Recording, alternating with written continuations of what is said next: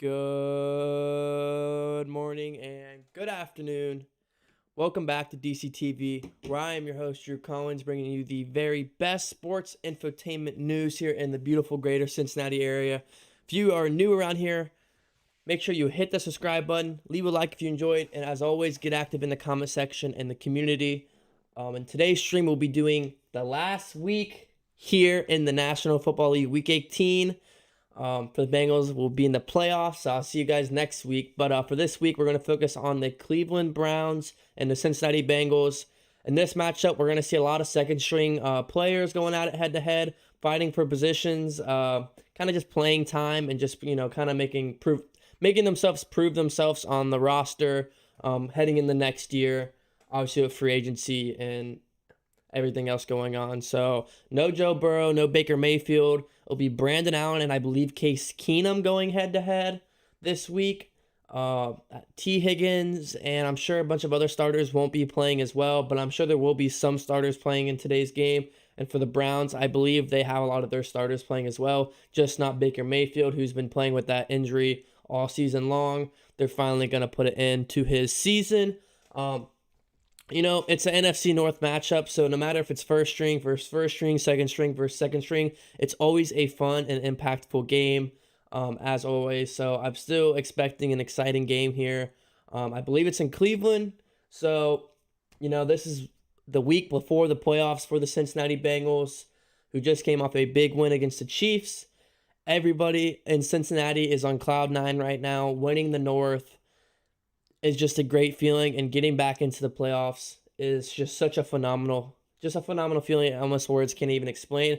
But what everyone is holding their breath for is that first playoff win in like 30 years. So we don't know who we will be playing yet. I'm sure after today we will find out the matchup, who the Bengals could be facing or will be facing in the first round of the playoffs. I think it's between the Colts. Excuse me, I don't know why I said that so weird. The Colts and a couple of other teams. If anybody knows, let me know. But I'm pretty sure what I've seen is we're projected to play the Colts in the first round, which is fine with me because it's Carson Wentz versus Joe Burrow. Give me Joe Burrow in that matchup all day, every day. Jonathan Taylor and Joe Mixon going at it. That's going to be good. Should be a fun matchup if that matchup were to happen. But we're not going to go ahead and fast forward into the playoffs. We got to be focusing on this week against the Browns, which is what we're going to be doing today. So we got still a little while before kickoff. I'm trying to get my setup going. How's everyone's week? I hope everyone had a beautiful and blessed week. Fix this. Let's see if this works. Hope everyone had a beautiful and blessed week, happy and healthy. Hope everyone's doing okay, having a good time. Football season's coming to an end. So, January, February football, that's when you want your team to be playing still. And fortunately, us in Cincinnati and just rooting for the Bengals in general, we're going to be playing in January.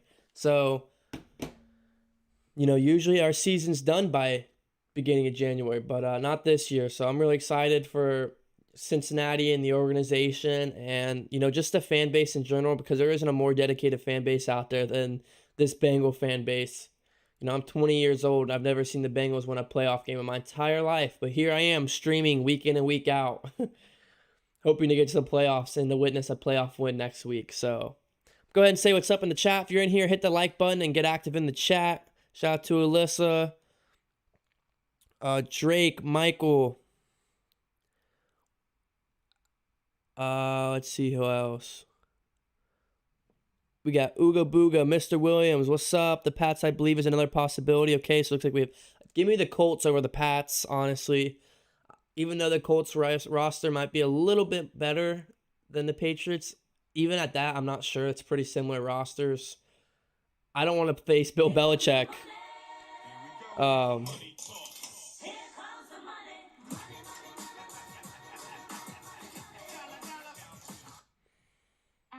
Case, give me Allen. All right, so thank you, Drake. Shout out to Drake for the donation. He's going to take Brandon Allen over Case Keenum. You know what? I would agree with that, but I actually do like Case Keenum. That year where he led that Vikings team to the NFC North Championship with the Minneapolis Miracle, Oh, it's Stephon Diggs. Case Keenum led that team. That still blows my mind to this day that Case Keenum led that team to the NFC Championship. So I like Case Keenum. He seems a good guy. Ever since he left Minnesota, he's been bouncing across the league. But hopefully Brandon Allen get it done today. Houday Edward. Shout out to everyone else in the chat. They said, let's get it gritty. Yes, sir. I mean, I know everyone's going to be talking about how there isn't, a lot of starters going to be playing today, or not all the starters playing today, but it's an NFC matchup. Let's not act like these guys like each other. It's the Battle of Ohio. This is always a gritty game. Hard-nosed football.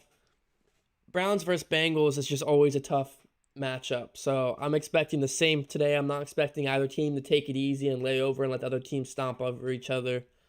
Just not what I would be honestly surprised if this game were to be a blowout on either side. I think it's going to be a pretty low-scoring game. It's going to be whichever defense probably steps up and can score the ball off a turnover or put that offense into a better position down the field, either getting a lot of 3-and-outs or forcing turnovers, making it easy for the offense to get down the field, not making your offense start on the 10-yard line, the 15-yard line, the 20-yard line.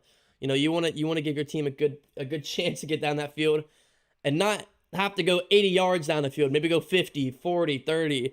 I'm expecting a big game by the rookie out of Florida, Evan McPherson. Hopefully he will be active kicking field goals today or extra points if we can get into the end zone. But Evan McPherson, I expect a big game from him as well.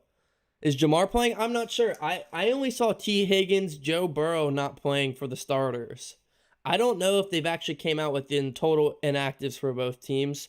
And I just know Baker's out because he's been playing through his injury. He probably shouldn't even been playing through anyway. Houday Jerome. What's up, Michael? How you doing? Shout out to everybody in the chat. We still got about 15 minutes till kickoff here. So if you haven't already, hit that like button and join the Discord.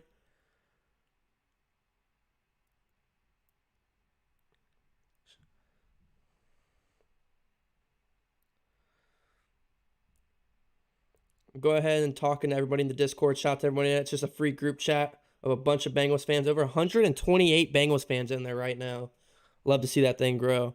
What are your guys' predictions for today's game? Bengals fans or Browns fans, what are you guys expecting? Who do you expect to pop off?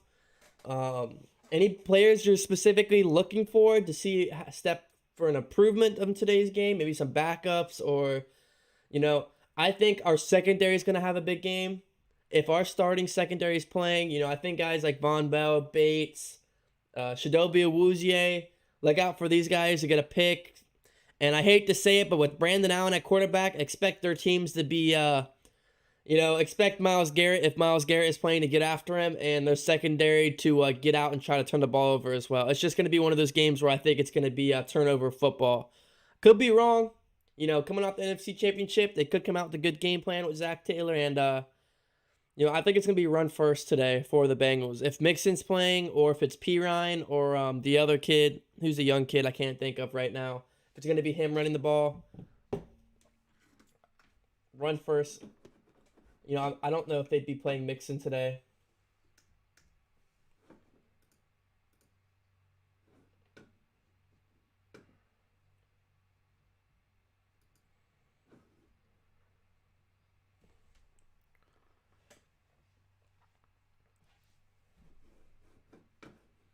Let's check out some of the other games that's going to be going on today.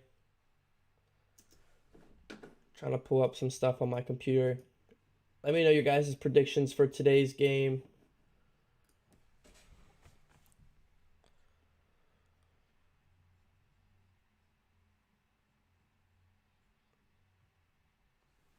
Let's see.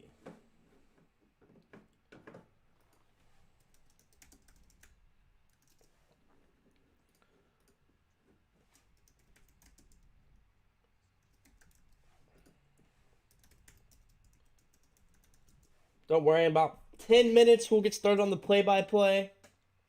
I'm just trying to pull up some of that stuff on my computer real quick.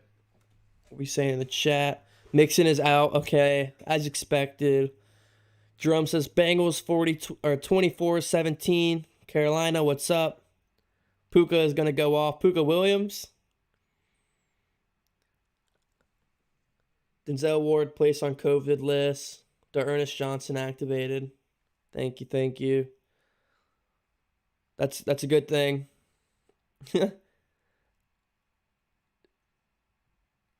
Playing for third. If I win, I get $25. Huh?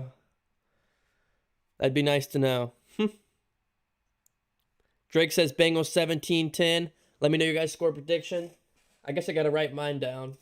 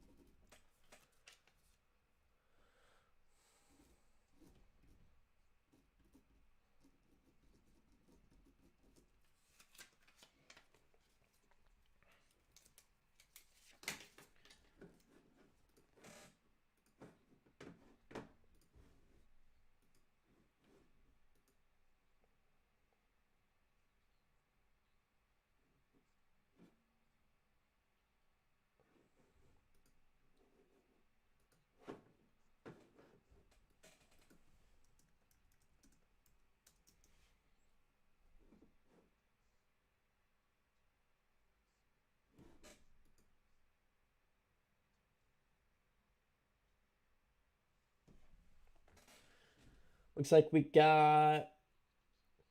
Did anybody watch the games yesterday? I actually I watched a little bit of the Chiefs Broncos game. When I was watching, Broncos were winning, and I was loving it because if the Chiefs lost and the Titans lost, I believe that would have gave the Bengals the first seed. But Chiefs clawed their way back in that one and came back and won. Was surprised to see that. But Drew Lock was playing for the Broncos. I mean, Patrick Mahomes versus Drew Lock. Who do you think's gonna win that one?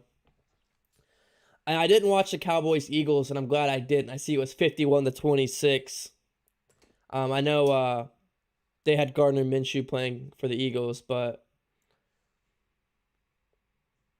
looks like we got Washington Giants, Browns Bengals, Steelers Ravens, Packers Lions, Colts Jaguars, Bears Vikings, Titans Texans, Saints Falcons, Seahawks Cardinals, Jets Bills, Panthers, Buccaneers, Patriots, Dolphins, 49ers, Rams, and then Chargers and Raiders tonight, which should be a good one.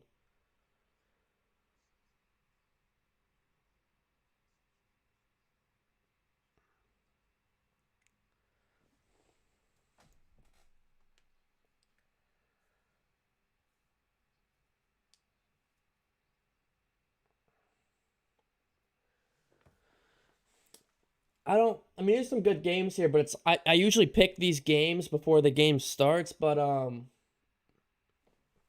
it's hard because I don't know which teams are playing their starters. Not all these teams are playing their starters like in this matchup. So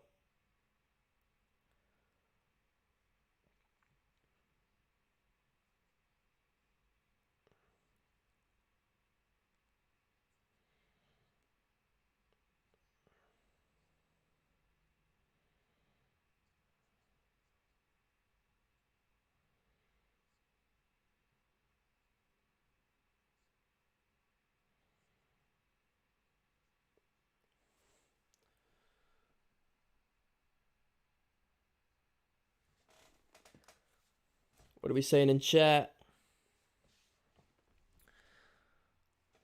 Dragon says 24. Bengals 10 dogs. Bengals 23-20, says Michael. I like to see Puka Williams and Chris Evans get carries today to earn play time in the playoffs and next year. Yeah, I mean, no matter how well these guys play today, I don't think we'd still see them in the playoffs. Joe Mixon's just too valuable to not have on the field in a playoff game. But I do agree. I think for the future, I think we lose P. Ryan in the offseason, possibly, most likely, because we just can't afford to pay another running back because we already paid Mixon all that guaranteed money. So, that brings up Puka Williams, who's on a rookie contract, and Chris Evans, who might be on a rookie contract. If not, I'm pretty sure it's cheap still. So, yeah, I'd like to see Puka Williams out of University of Kansas and Chris Evans to get carries just in case P. Ryan leaves, which I expect, to see which one of those guys could be running back number 2 next year. I agree with that. Dude says Chiefs got lucky. The Denver fumble. Oh, they fumbled at the end of the game. I didn't watch fourth quarter, but I watched like second and third, and Broncos were cruising, man. Drew Lock was driving down that field, and well, he was winning the game at the time. So Crosby says Bengals win 27-17. Brandon Allen 250 yards, 2 touchdowns with 1 turnover. P. Ryan 50 total yards, 1 touchdown. Boyd goes off today, 75 plus yards, 1 touchdown. Defense gets 2 plus turnovers and 4 plus sacks. Offensive line allows less than 4 sacks. That says a lot when you're saying, well, I think the offensive line might get 4 sacks or less. It's pretty realistic, though. Pretty sure Joe Burrow is the most sacked quarterback in the NFL. Correct me if I'm wrong, but I know he's at least up there. I feel like Stanley Morgan will do very well today as well. I could see Stanley Morgan popping off today. I'm a Bengals fan, but I'm guessing Bengals lose 17-24. All right. Evans was in this past draft. Picked him in the 6th. Okay.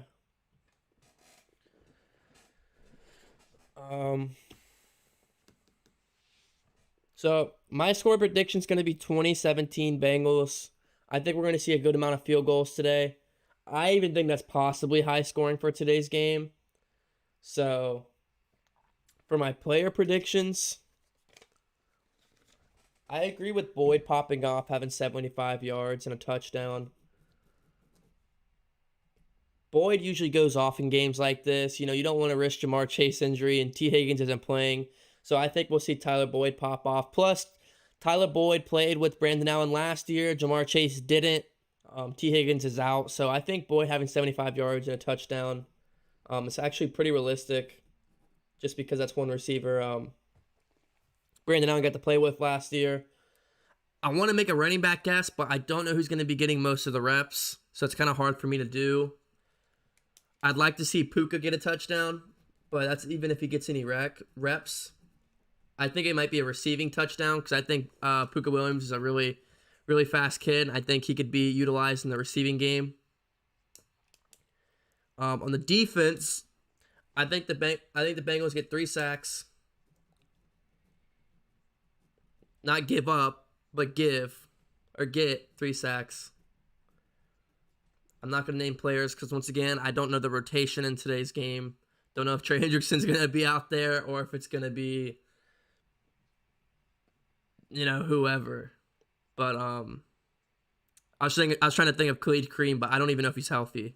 I think he might have got hurt early in the year. But I'm not sure. And I think the secondary gets a pick.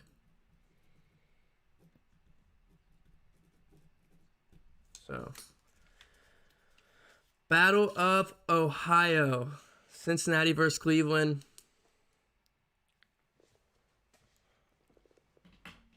In Cleveland. Win or loss, Cleveland is out of the playoffs, I believe.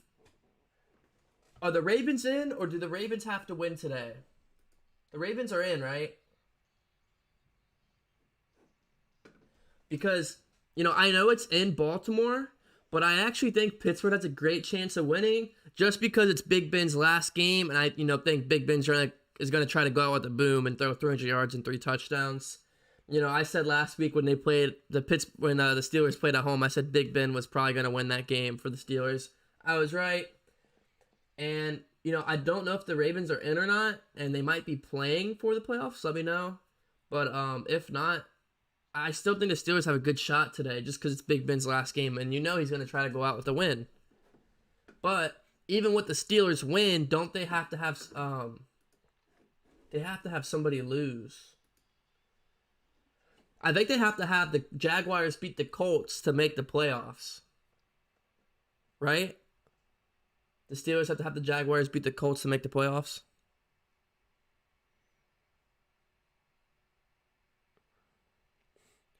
Someone said Broncos forever trash for taking on number 1 seed. Titans will lose. They play the Texans. I don't know about that. Even with their backups, I think the Bengals backups could beat the Titans starters. Or not the Titans, the Texans starters. It's looking like Chase is playing. He's suited up. Looks like Boyd's going to have a big game. He's been the safety blanket for the past 2 years. Yeah, Jamar Chase is playing, I think. But it's not is he playing, it's how much is he going to be playing. You know what I mean? Our starters playing the first quarter, first half, full game. You never know. It's probably whatever Zach Taylor, whatever their game plan is.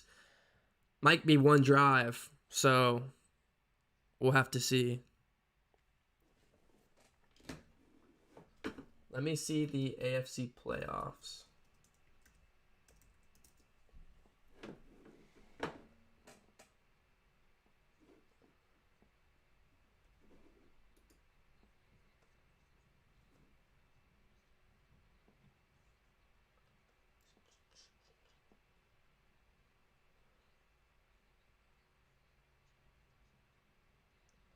All right, so since the Chiefs won, they clinched the first seed.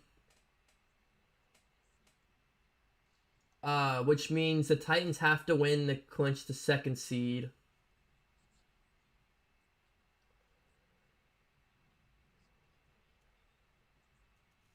Oh no, the Kansas City Chiefs clinched at least the number 2 seed, forcing the Titans to win Sunday to win the first seed. That's what I'm reading. So the Titans have to win. I don't know. I don't know. It's confusing. I think the Chiefs are still number 1.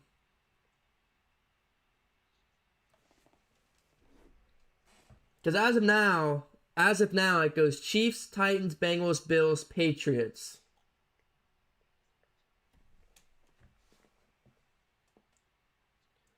Which means Bengals will either play Bills, Patriots, or Colts, or Chargers, or Raiders, or Steelers, or Dolphins, or Ravens. I don't know, flip a coin. It's so, the AFC is so tightly contested, it's ridiculous. It really is such a tight race in the AFC. The Bengals could play the Bills, Patriots, Colts, Chargers, Raiders, Steelers, or Ravens. Browns are out of the playoffs. Broncos are out of the playoffs. Dolphins are out of the playoffs.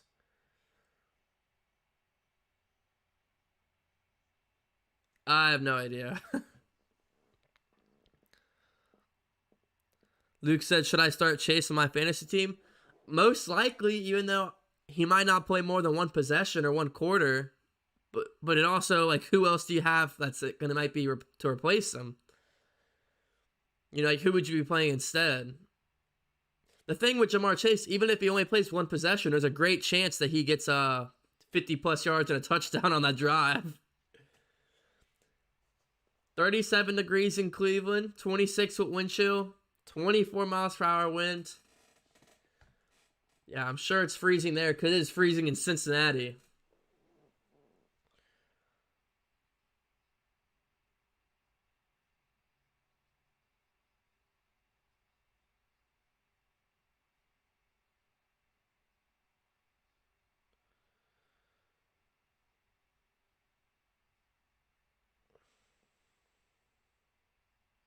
They're saying Chad Johnson called Jamar Chase after he broke the rookie record and congratulated him.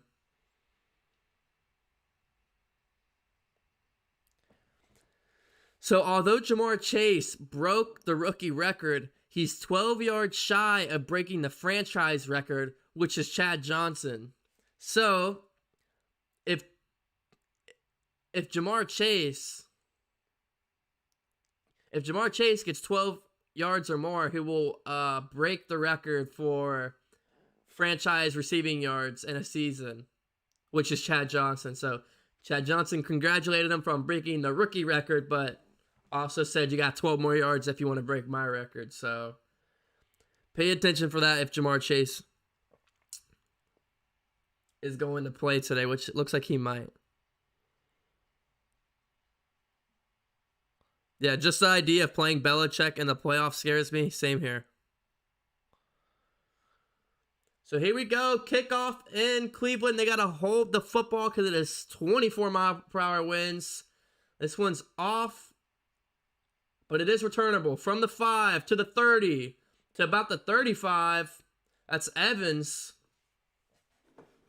So good field possession to start for Brandon Allen, which is exactly what I talked about. One of the keys to win this game is the special teams and the defense need to set up good field possession for this offense with Brandon Allen starting today.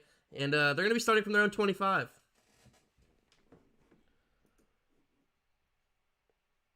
Looks like Chris Evans, the rookie out of Michigan, will be getting the start at halfback today. Brandon Allen's going to be under the center. Play action looking to his right. That's Jamar Chase, but he's only going to pick up about 3 here before being knocked out of bounds by 38 Green for the Browns. So Jamar Chase needs about 10 more yards to break the franchise record. Looks like Clowney and Garrett will be playing in today's game, as they're saying they're impact players to watch today. So Browns want the win. They're playing their starters. No Mixon, no T. Higgins, no Burrow.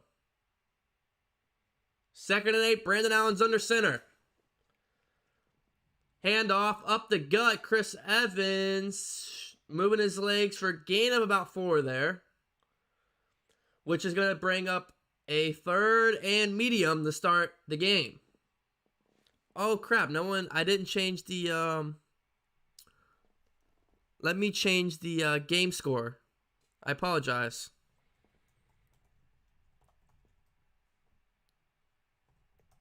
Let me change that for you guys real quick. I still have the Chiefs game up.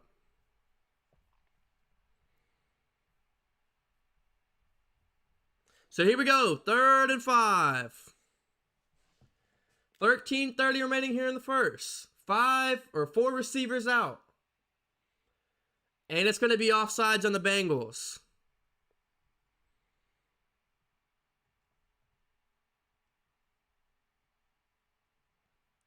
Yeah, false start on the Bengals. It's going to be Isaiah Prince playing tackle today.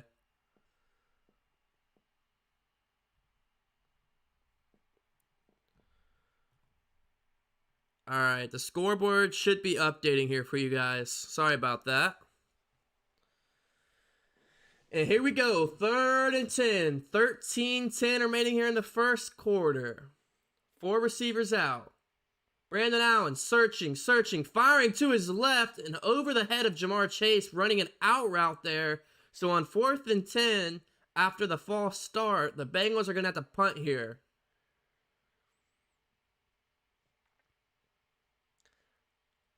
Looks like instead of trying to go for the win, they're just trying to feed Jamar Chase to break the record. But with the playoff spot already clinched, it's hard to argue they shouldn't do that. Because the faster he breaks that record, the faster he'll probably get off the field. So that brings out the veteran punter, Kevin Huber. With his 207th game in Cincinnati. He's going to punt this all the way to the 30. He is wrapped up by Stanley Morgan. What a beautiful wrap up there by Stanley Morgan. As he was trying to return that one, but that was a big hit by the receiver. Coming out of Nebraska. Looking more like a safety, a hard-hitting safety right there. Might have got him confused with Jesse Bates. What a great tackle by the wide receiver.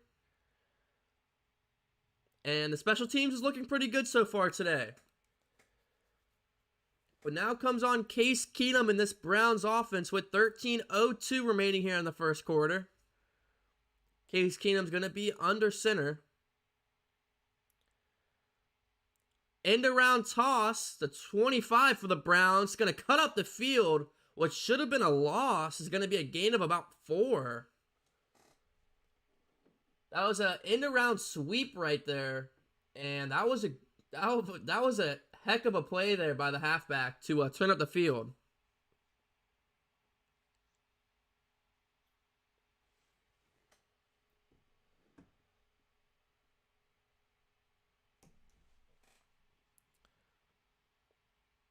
They have Nick Chubb in the backfield now. Wow. They are playing all their starters outside of Baker Mayfield, who's injured. Case Keenum. Toss out to Nick Chubb over to the right. Breaks a tackle. Breaks 2. Still moving before corralled by a group of Bengals players. 3rd down.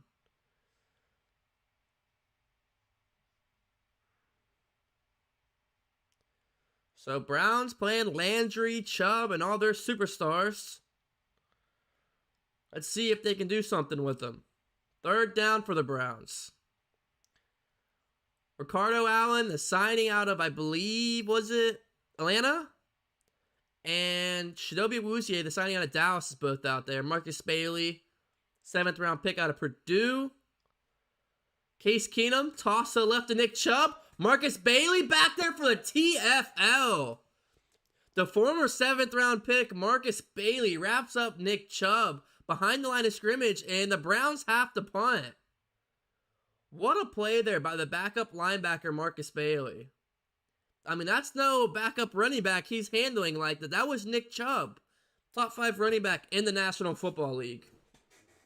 And now the Browns have to punt. 11 minutes remaining here. 4th and 3. They have a chance to pin the Bengals back.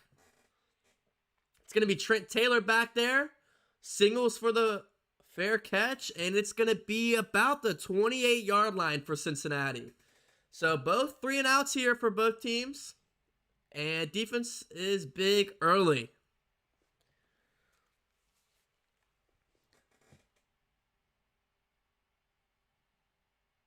So, as expected, both teams struggling on offense. Defense probably going to carry this game away. But I'm surprised the Browns are playing Nick Chubb. But they got Nick Chubb, Landry. They got all their guys out there. So, interesting. Once again, Browns are eliminated from the playoffs. But the Ravens and the Steelers both have a slim chance of making the playoffs. So do the Colts, Chargers, Raiders. And then the Patriots, Bills, Bengals, Titans, and Chiefs are already clinched. Andrew says, put Joe in. No way. Do not put Joe in. The playoffs are already clinched. There's no reason to risk injury. I have to disagree with you on that one. Let these guys rest up this week and be ready for whoever we may face next week in the playoffs, which is all that matters. Because even if we win, we can't get the first seed. I guess it may factor on... I don't think this game will factor anything for us or the Browns.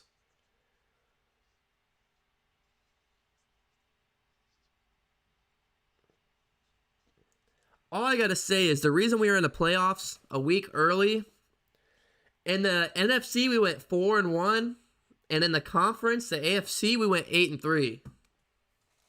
That is how you get into the playoffs and win your division. By going 4-1 in the division and 8-3 in the AFC. Because the Steelers went 3-2 in the division, the Ravens went 1-4 in the division, and 5-6 in the AFC. The Browns went 2-3 in the division.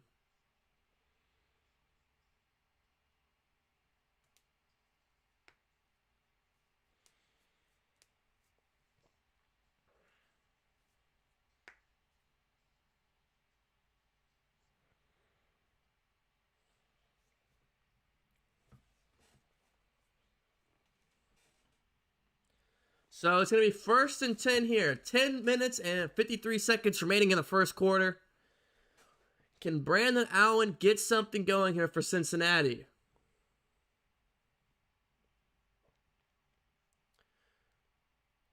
Jamar Chase and Stanley Morgan to the right. It's going to be a screen to Jamar. First down and more, and he just broke the record for yards, receiving yards on a Cincinnati Bengal in a season. First down. The single season record holder is now Jamar Chase. In franchise history, he just broke Chad Johnson's record. It was just a screen out to the right. Great blocking by Stanley Morgan. Jamar Chase breaks off the tackle and turns up for about 15 plus yards. Then that moves Cincinnati to the 50-yard line.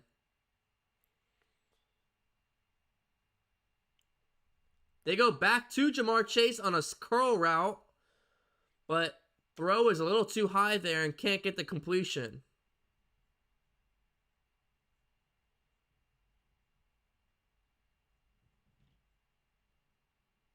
So 1,455 receiving yards for the rookie Jamar Chase as he passes the 2007 record, Chad Johnson. It's now broken by a rookie Jamar Chase. And he gets pulled to the sideline, and this day might be over now. Second and 10 shotgun for Brandon Allen. A draw for Chris Evans, breaks a tackle and climbs for about 5 yards.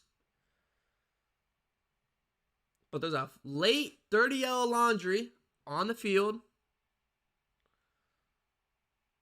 And that's on Isaiah Prince again. This time it's going to be holding on Isaiah Prince. Not a great game for him so far.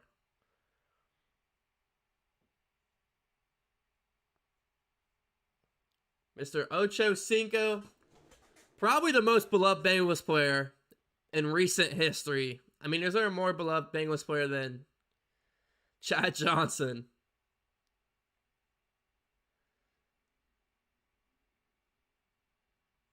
Now he's talking to T. Higgins, who's not even suited up, taking his breather today. Well-deserved breather. Second and 20 for Cincinnati now. 9:50 remaining here in the first quarter. Brandon Allen over the middle. And it is broken up there.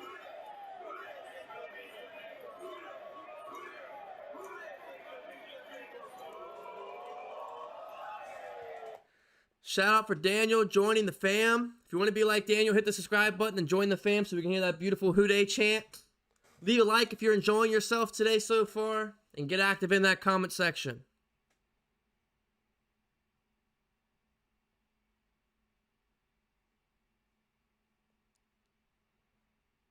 Looks like we got some LSU people in the chat. Welcome, welcome. Hope you just like that news of Jamar Chase breaking a Bengals record. Another Bengals record.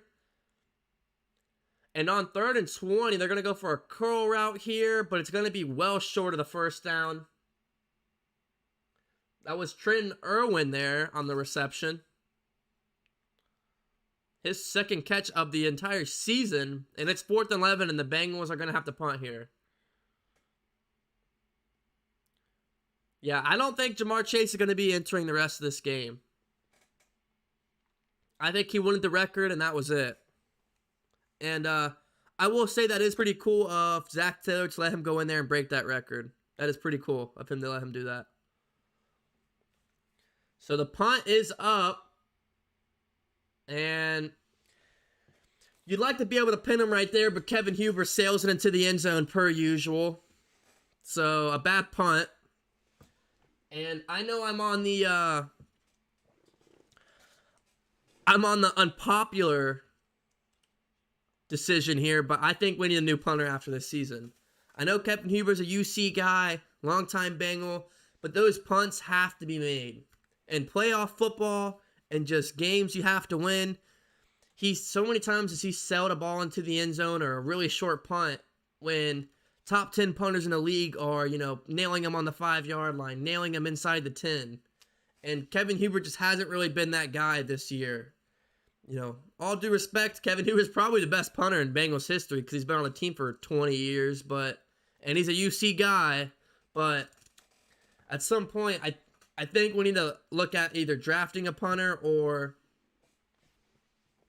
I don't know if we should sign a punter, so I guess drafting another punter to double up with McPherson so we have a young, up-and-coming special teams kicker and punter. But, once again, I love Kevin Huber and everything he's done for the organization, but I just don't think he's been that good. And I think Bengals fans, at least the ones I have talked to, they're pretty biased about Kevin Huber and how good he really is. But, my opinion, I just think that's a position we need to improve on. That's the only reason I say that. I'm not trying to hate. Games like this, I sit here and I try to pick apart this team and kind of shy away from the commentary a little bit and think about, okay, I know the season's not over. We're in the playoffs, a successful season, way to turn around what people thought the Bengals were and what they actually are. But what can the Bengals improve on for next year? I think punting's one of them, and obviously offensive line is once again my biggest. We gotta get some more guys on that offensive line.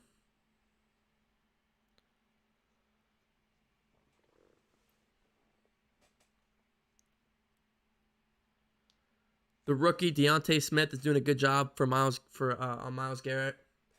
I just want to see one more signing on the offensive line.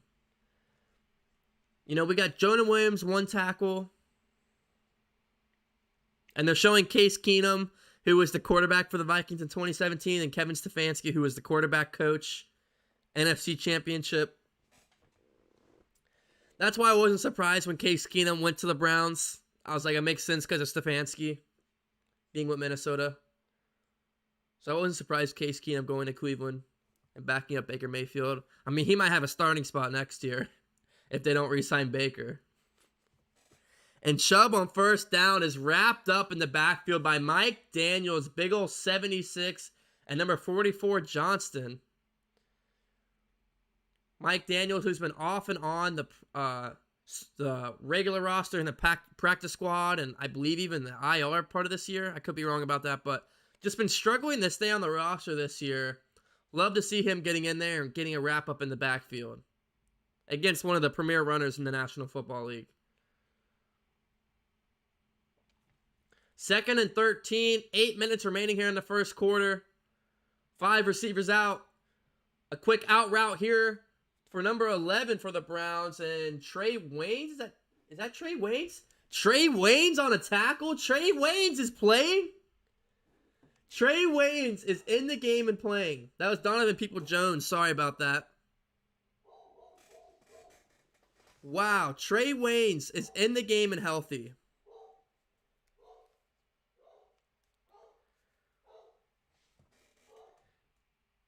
Case Keenum here, 3rd and 7. Bengals showing blitz here. They send only 4. Case Keenum all day to throw, dancing around the pocket. He's going to swerve out to his left. He's going to take this one himself and get the first down and more before sliding. Great play there by Case Keenum in the Browns offensive line, who gave him all day to sit back there. But great coverage for the Bengals secondary to, that was a lot of time Case Keenum had to throw the ball and nobody was open. So great job by the secondary there.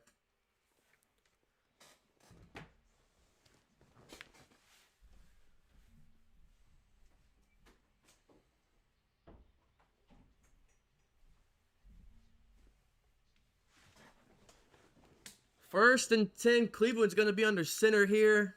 Case Keenum play action. And with the Bengals defender all in his face, this is going to be incomplete to Jarvis Landry. I just can't believe Trey Waynes in the game. Trey Waynes signed 2 years ago now. Played no games because of injuries. And he's finally in a game. So hopefully that means he'll be ready for next week as well. Love to see it.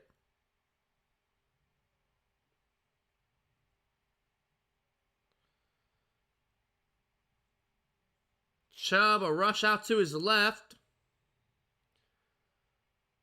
Wrapped up by Mike Daniels again. And he lets him know.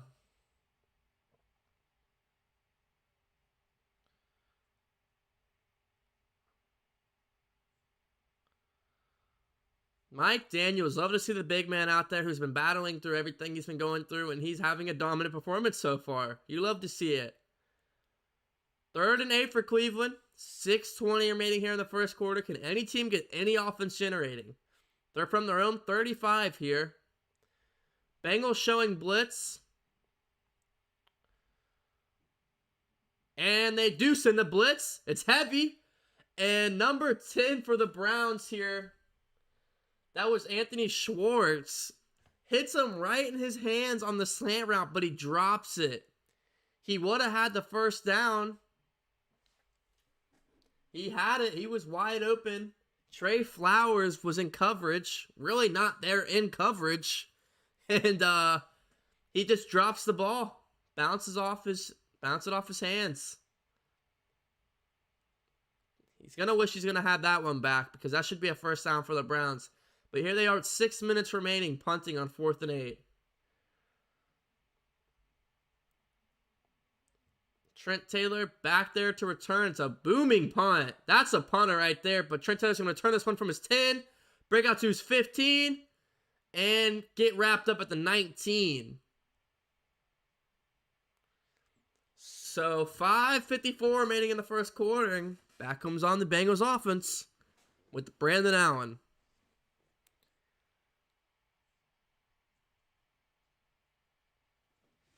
Check out some of the other games across the league.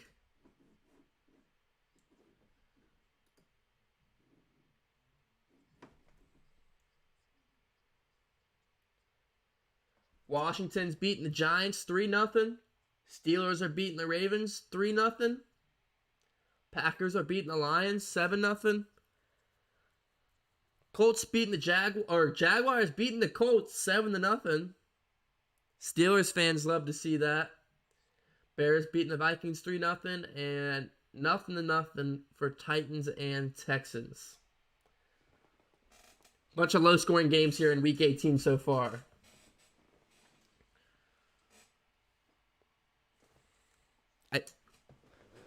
Frank says, I think we need another good tight end.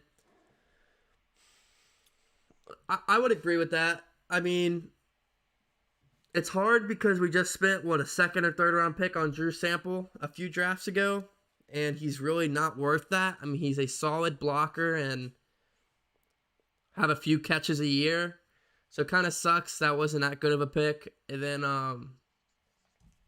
obviously we got our guy, our number one tight end, but yeah, it'd be nice to get another tight end there. It's just really hard. Plus, the Bengals just run a ton of 5 out. We don't run many double tight end sets. And when we do run 2 tight end sets, it's usually running. So it hopes Drew Sample's in at a block. He's a proficient blocker anyway. But I see what you mean.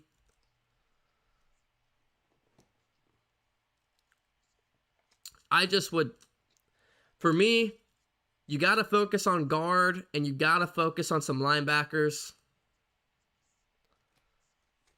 Guard, linebacker, and punter are probably my top 3 for Cincinnati this offseason. Whether you address it in the draft or you sign somebody. I'd love to see them sign a top-tier guard in the offseason, but most likely won't happen. They'll either probably bring back Quentin Spain, who I like. Don't get me wrong. I like Quentin Spain a lot. Or they'll probably stick with some draftees. Houday from France. Houday, that's awesome. Love to hear that. That's really awesome to hear.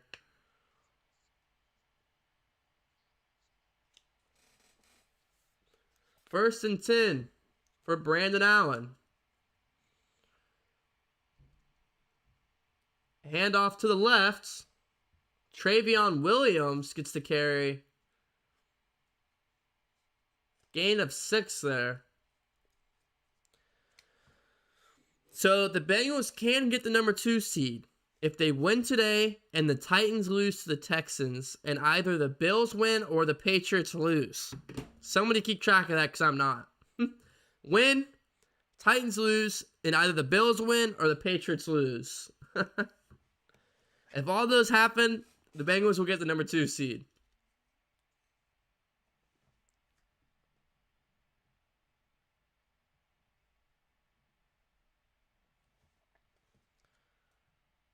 So a carry there is going to get a Bengals first down.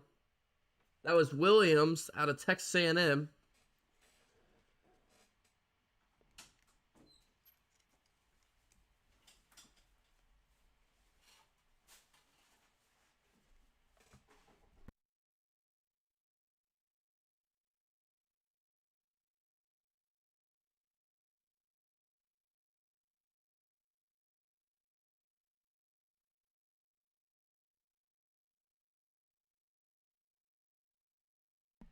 Sorry about that. 1st and 10, we got play action. Incomplete. 2nd down. Looks like Jaguars up early against the Colts. 2-14, trying to get their 3rd win today.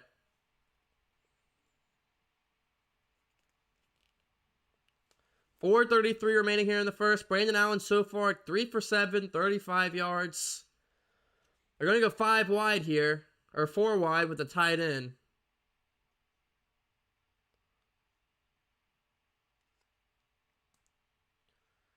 Allen, quick throw to his right, and out route there, and it's incomplete. That was looking Stanley Morgan's way. Delpit was there in coverage.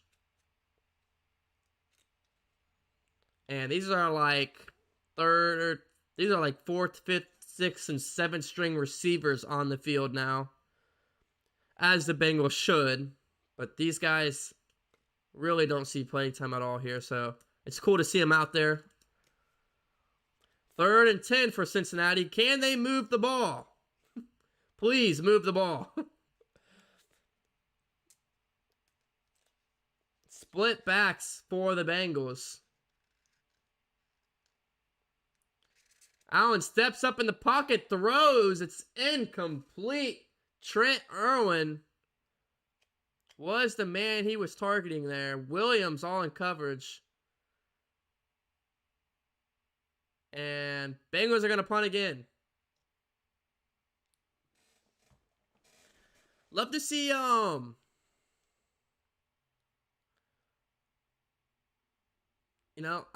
Myles Garrett was coming after. Garrett was putting that pressure on Brandon Allen, but I definitely love to see some end around, some sweeps, some receiver handoff. Let's get crazy here. I mean, we might as well. A punt all the way to the 15, and Peoples-Jones gets to the 20 for the Browns. And the first quarter is still going with 4 minutes remaining.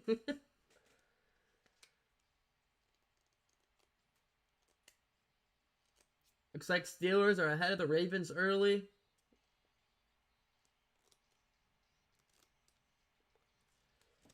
I like these games because you get to see these guys who just really don't get to see the field during the regular season. And, the guys will use this in the offseason. But our receiver position is just so locked up. It's hard to watch these guys because, realistically, these guys are either going to be backups for the Cincinnati Bengals for the next 10 years. Or they're going to end up, leaving in free agency one of these next few years. Because nobody's touching the first 3 receiver positions. They're locked up for the next 5 years plus. Higgins, Jamar, and Boyd, as long as they stay healthy, nobody's touching the first 3 receiver positions. So, when you see receiver 4, 5, 6, 7, 8, for other teams, it's appealing because they only have 1 or 2 receivers. For the Bengals, they got 3 guys locked up for the next 5 years. So, I know these guys, unless they are okay with not playing that much, these guys are probably going to end up leaving and going to other franchises over the next few years. It's just our receivers position is locked up like that. And unfortunately, it's like that with halfback too. Mixon, he's locked up for the next 5 years, 3 to 5 years with running back number 1 getting 2, majority of the time he should be a 3-down back because that's what we paid him to be. You always need a running back 2, so it's nice to see these guys battling for running back 2. But, some of these other guys, they're probably going to eventually leave and go to other teams as well. But that's just the name of the game. That's just what happens. When you have a good franchise with good starters, some backups will fight, but a lot of them times they're just going to be backups unless they go and, go to other organizations and fight for spots there. I like seeing the offensive line battles because outside of the 2 tackles and probably Trey Hopkins at center, I think the guards are up battling for actual playing time. Brandon Allen's not battling for playing time. Maybe some defensive line rotation they could be battling for. And same thing with some of the linebackers like Marcus Bailey. They could be fighting for some rotation playing time. I think our corners It depends if Mike Hilton comes back. I know Chidobe Awuzie is on a few-year contract. I think Trey Waynes is another year or two, but those guys are also fighting for rotational playing time as well. So I enjoy seeing this. It's definitely good and fun to watch. Play action here for the Browns on the play number 1 of the drive. Donovan Peoples-Jones is going to get a gain of about 18 there off the play action. Browns defense wasn't awake for that first play of the drive. I definitely thought the Browns would be a lot more run heavy as they're starting Nick Chubb, but they're really just using him for play action and getting the receivers open. 51 total yards for the Bengals, 45 for the Browns. Both team with only 2 first downs. End around for Jarvis Landry. It's a flea flicker from the receiver back to the running back.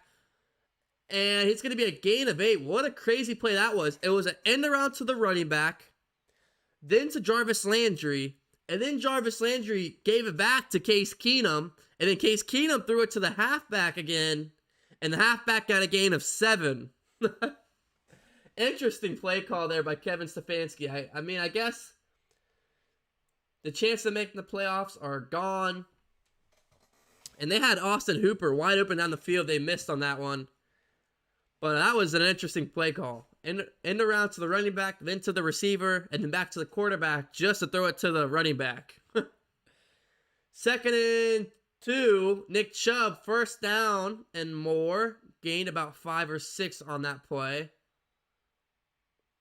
That's somebody I don't want them to go back to. Trey Flowers on the wrap up there.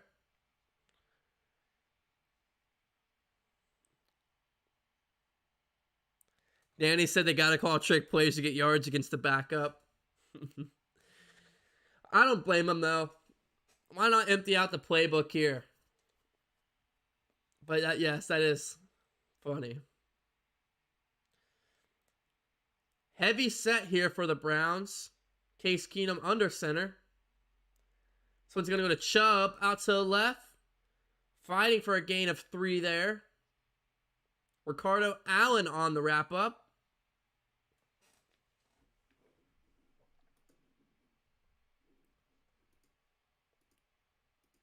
Tyler Shelvin the rookie out of LSU also there getting the tackle.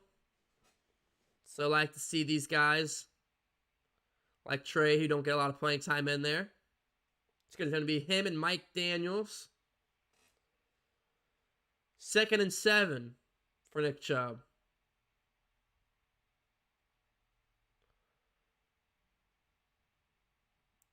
Heavy formation. Chubb off to the left. Breaks out of 2 tackles. Makes that 3. And that's a huge gain of maybe 13 there. That's going to get all the way to Cincinnati 26-yard line. What a play there by Chubb getting shifty. Breaks off the left guard. Breaks the tackle there. Breaks the tackle off a linebacker. Made number 31 Thomas miss on the wrap-up. Play action here. Case Keenum looking down the field. Has a man wide open. Browns in the end zone. That's Jarvis Landry. Quick touchdown there for Browns on that drive. Jarvis Landry was wide open. That was Trey Flowers in coverage. Not having a good game. Trey Flowers is struggling. Obviously, in real simulation snaps, Trey Flowers isn't going to be guarding Jarvis Landry, but we just saw what happens when he does.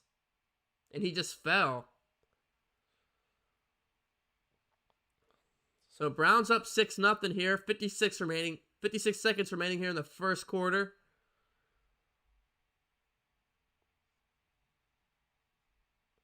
And that's what I thought the Browns would do more of today. The extra point is good. I was expecting them to run the ball, and then once the defense has to load up because Nick Chubb, they break out play action. I mean, with or without Baker Mayfield, that's the same style of football they play. Baker Mayfield doesn't win the Browns games. It's Nick Chubb, Kareem Hunt, and their weapons. They do the same play calling with Baker Mayfield. Run it, run it, run it. When the defense loads the box, break out and play action, and give it to Jarvis Landry down the field. And that's what they did, and it worked. So, classic Browns football right there. You know, Stefanski.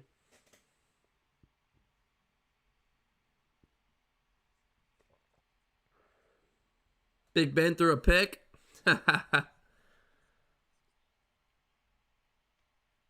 I'm watching just on my local news channel since I live here in Cincinnati. It just depends on your area where you could be watching it from. Not everybody has the game.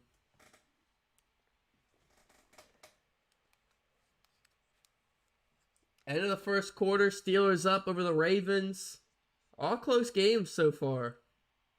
No one's broke out so far in these games here in Week 18.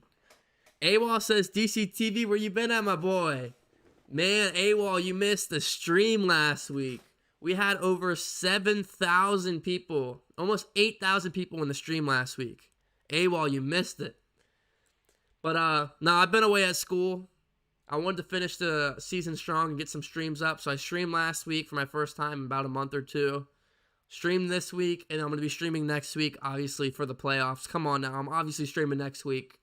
But, yeah, man, been busy away at university this semester. Or, well, it was last semester. But, you missed a great stream last week, man. Over 7,000 people on and off in the stream with Chiefs versus Bengals. That was easily probably my favorite stream I've ever done, was last week. That was such a fun stream. I mean, it's so far my favorite streams are between that and then the Steelers game with Ryan Finley and the Von Bell hit. Those are my top two favorite streams so far. Those streams were just back and forth. The away fans were going crazy. There were so many Chiefs fans in the stream. When the Chiefs are winning last week, they were up pretty big at that point. I think they were up like 17 or something, or 14. And they're like, oh, it's over. We knew the Bengals couldn't hang with a real team. Yada, yada, yada. It's over, it's over. And here came back Joe Burrow and the Bengals. And it was just a fun stream. It was real fun. But yeah, definitely hit the subscribe button and hit the notification bell because you don't want to miss any more streams. And I will be here in the stream next week. And I'll be an hour early at least. So if it's a 1 o'clock game, I'll start the stream at noon, if not earlier. Whereas today I started at 12:30. Last week I also started at around noon. But no, next week I will start the stream at noon, if not earlier. I will be there early for predictions. I'll have the Discord going. I'll have you guys talking live in the Discord, giving out score predictions and everything. So, get ready for next week. It's going to be a hell of a stream. So, 7-0 Browns. Let's see if the Bengals can answer here. 1st and 10 from their own 25. Travion Williams wrapped up for a loss of a yard. That's number 94 for the Browns there on the stop. Bengals just cannot move the ball down the field right now. Really struggling. Haven't ran the ball well and can't do anything in the passing game ever since Jamar Chase came out of the game after he broke the franchise record for receiving yards in a season. 2nd and 10 for Brandon Allen. Let's get something going here.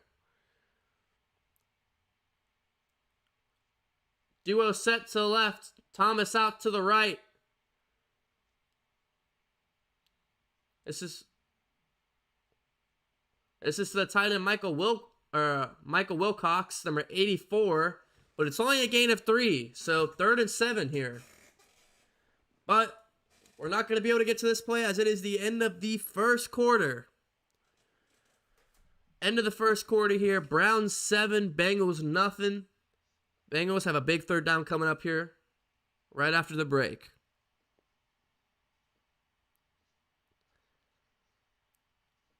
JoJo said I'll be here next week. It's what I like to hear.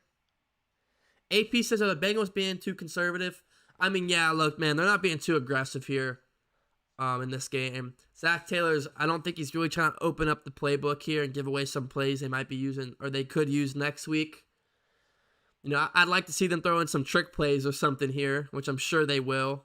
But, yeah, they're being pretty conservative here. But you don't want to really, you can't just give out the playbook like you can with Joe Burrow. Joe Burrow, it's like go out and sling the ball down the field 60 yards because it's Joe freaking Burrow, and we trust him to do that. How much do we trust Brandon Allen to do that without turning the ball over? I don't know. You answer that. LT's in here. What's up, LT? How you doing? AWOL said out the game with my wife. Historical win. Good to see you. Good to see you, AWOL. Hopefully your family's doing well, happy and healthy. Man, that would have been a hell of a game to be at in person. I bet you guys had a great time. That's awesome. Boy, AWOL, that was a blast, man. Being down there at Paul Brown Stadium. I've gone to a couple games this year since I didn't stream earlier in the season. But I went to a couple games down at Paul Brown Stadium this year. But that one would have been a fun one to go to for sure. I bet you guys had a blast. Yeah, better late than never. For sure, for sure.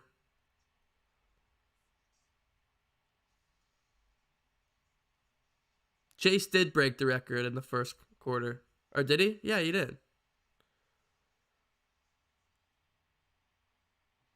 The only thing sadder than Chase not breaking the record. Chase did break the record. That's why he's not playing. Jamar Chase broke it on the first or second. Oh, I'm just saying break the record, then give up the game. No, it's not Jamar Chase's fault, though, but I can see as you're saying in perspective as just the Bengals in general. Jamar Chase, Zach Taylor was only going to let him play until he broke the record. But yeah, it was like, all right, let's get the record. And now it's kind of like, all right, let's just mosey on along. I can see what you mean there.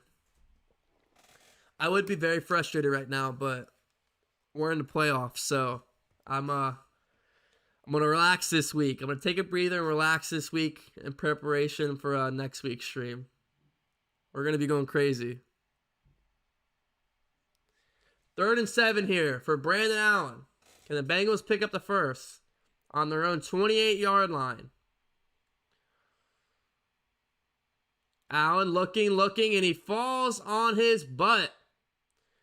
He tripped, fell on his butt, and sat there until Clowney came up and tapped him to make the play over. He didn't even attempt to get up. He tripped over somebody's foot. Hakeem Adinje, looked like Hakeem was getting pushed back by Clowney. Stepped on Brandon Allen's foot. Allen fell on his butt and just sat there, and Clowney tapped him, and that's the drive. 4th and 15, and Kevin Huber comes back on the field again. A punt that's only going to get to the 50, and there's a flag on the field. Back to my point where I said we need a new punter. Kevin Huber, thank you for your career at Cincinnati, but luckily it's offsides on the Browns.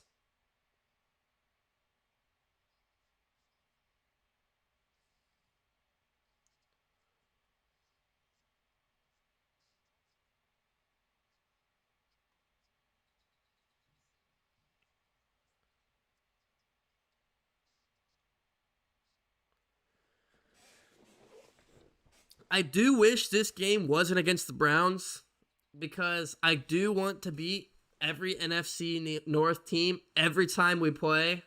So I kind of wish this team was against like an NFC team or just a team not in the division.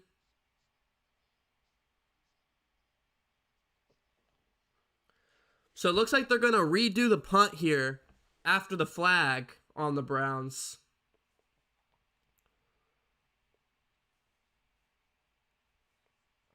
So Kevin Huber's going to get a second try at this one. Hopefully a little bit better of a kick here, as the last one only got to the 50-yard line.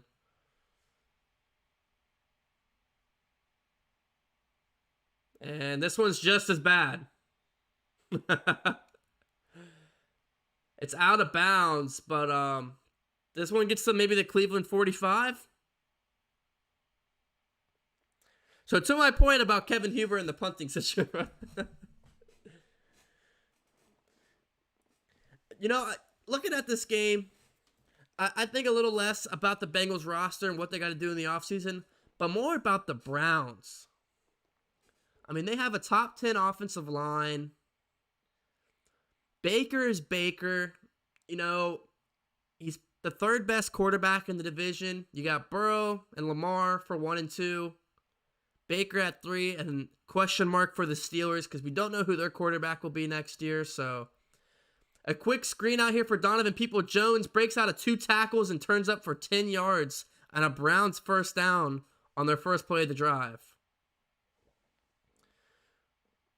But Baker coming off that injury. So they're saying he's having the surgery January 19th on that shoulder.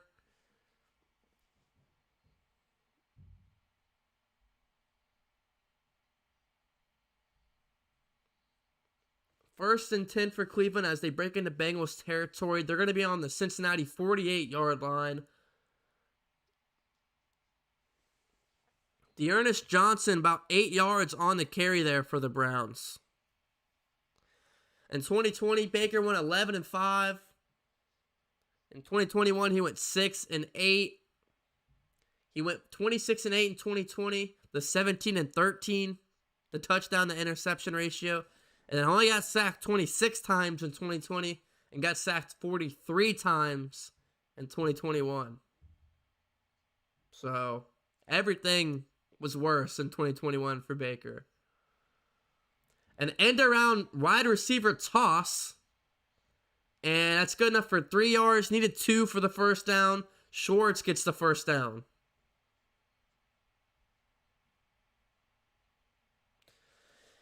So, I don't think Baker Mayfield's that bad. But he's going to have to compete in the division with 2 really good quarterbacks, and Lamar Jackson, who's an MVP, and Joe Burrow, who will be an MVP most likely over the next few years. So I like Baker, which is probably the unpopular decision around in Cincinnati. I think he's a good player. Still think he's the 3rd best quarterback in the division, but first and 10 here, off the play action. Jarvis Landry with the catch, a huge tackle here. Landry hangs on to it, and there's a late flag on the play. I think this one's going to be targeting on Ricardo Allen. That was a big hit. Let's see if he led with his helmet.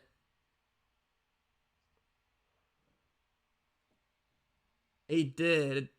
Went helmet-to-helmet contact there, so they're going to get the 15 yards tacked onto that play as well.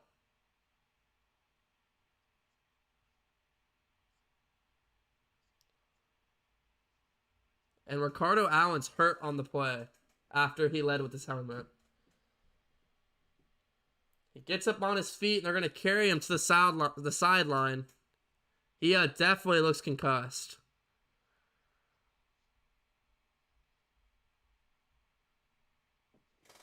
So they get the first and the 15 yards. It's the right call. He led with his helmet, hit head-to-head. Let's just hope Ricardo Allen is good to go.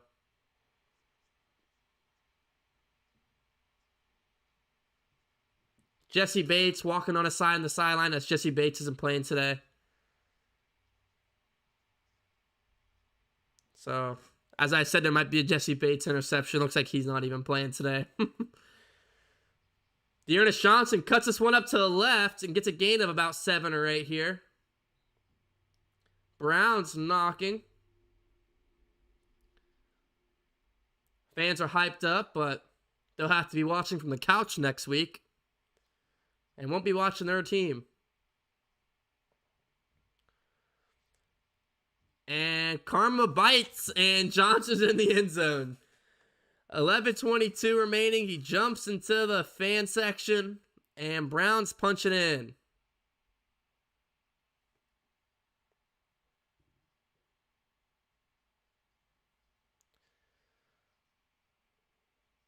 So it's going to be 13-0, awaiting the PAT here.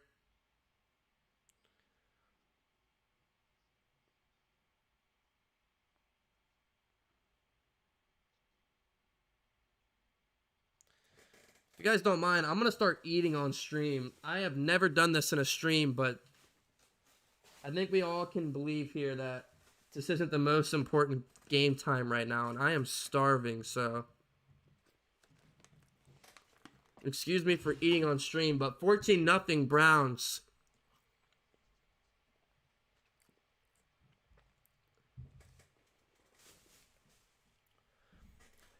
If you want, I can put the game audio on. I might just do that so I don't have to commentate. I might just put the game audio on for you guys, if you don't mind. So I can just eat and watch with you guys for once. Not commentate.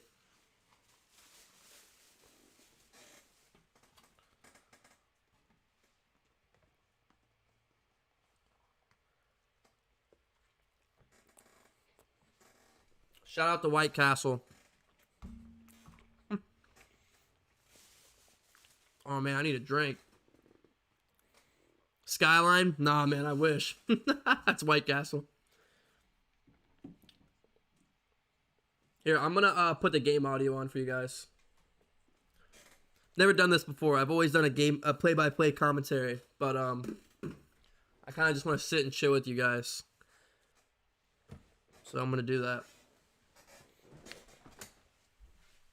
If you don't mind.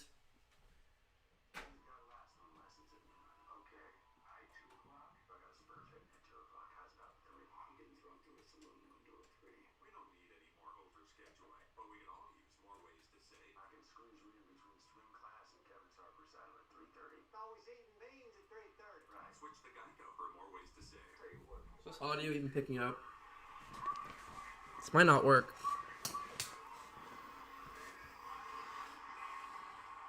Actually, I might know a better way of doing this. Can you guys hear that or no? Like, here comes on the game audio. I don't think you guys can hear that.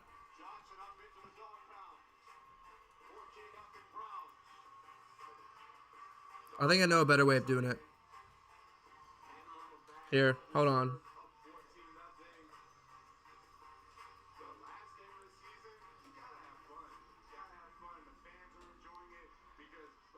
I think I know a better way of doing this.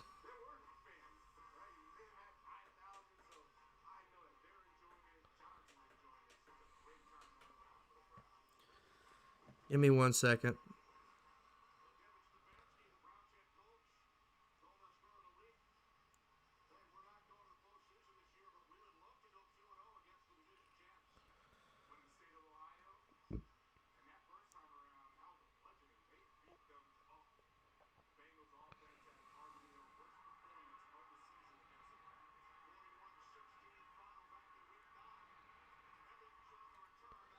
Evans on the return. Oh, I got it. I think this will work better. Let me know if this audio sounds good. Give me 1 second.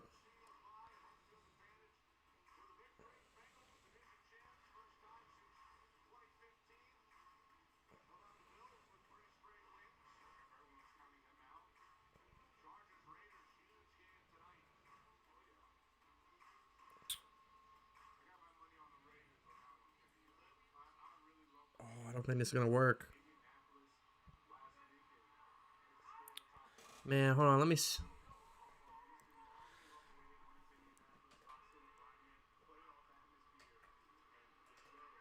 Brandon Allen gets sacked. It's going to be 3rd and forever.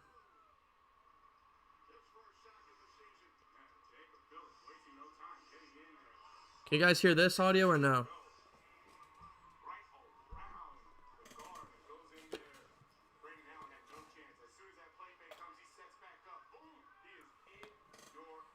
Probably can't hear that.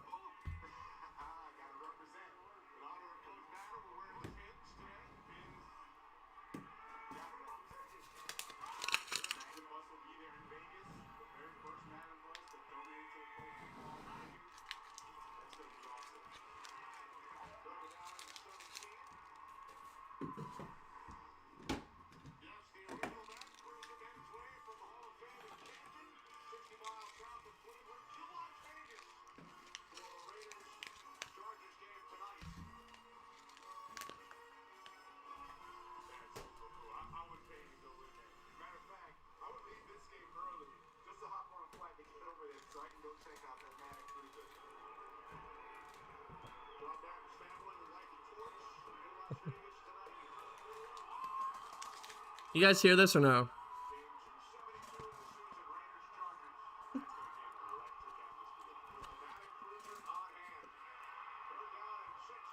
Third and 16, sample. Gain of 10, needed 16. Fourth down. Brandon Allen's hurt. Joe Burrow's going to have to come in.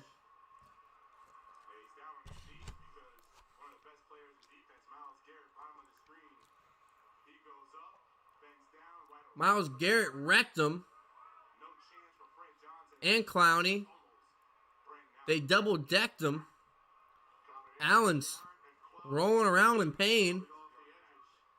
And Joe Burrow, he might have to come in.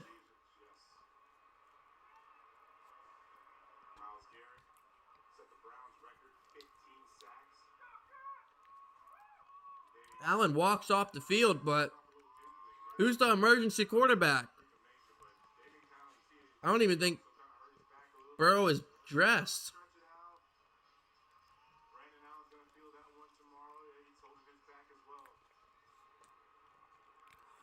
Brandon Allen walks over to the bench, holding his back, thinking, man, it's a good thing I don't got to play next week.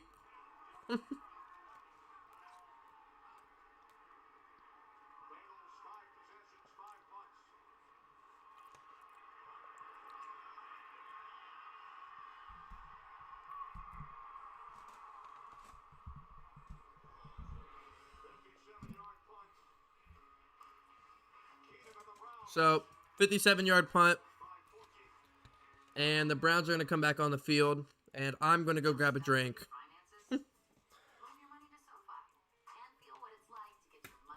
Pretty boring game here so far. Not going to lie. I think maybe 60 yards of total offense so far. Maybe less.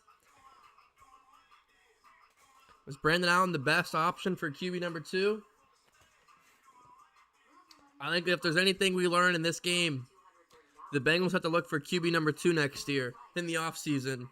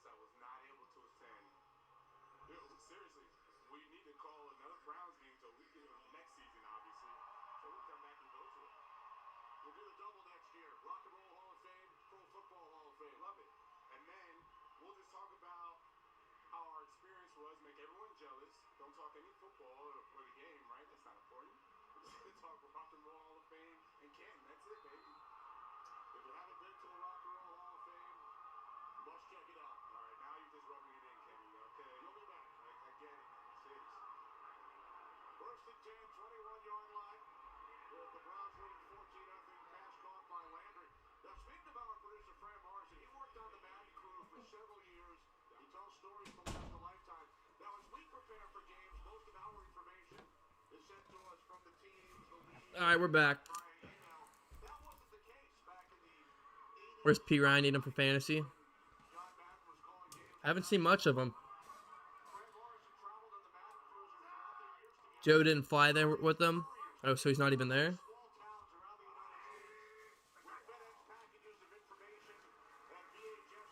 Oh, wow. Another tackle for loss for Mike Daniels. Mike Daniels, probably the best player so far today for the Bengals. He's having a monster game.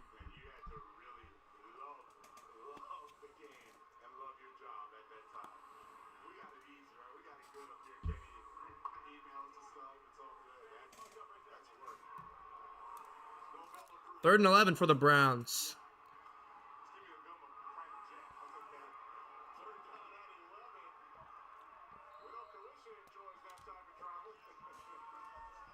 The Browns pick it up. Jarvis Landry.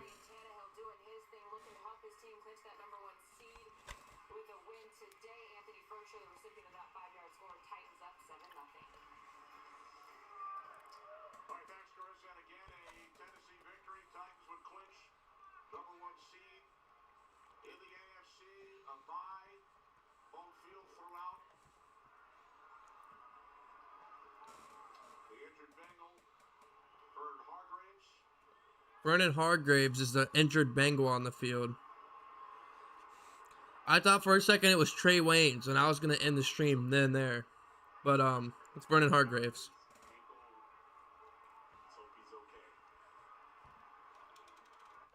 But it's 4th and 1.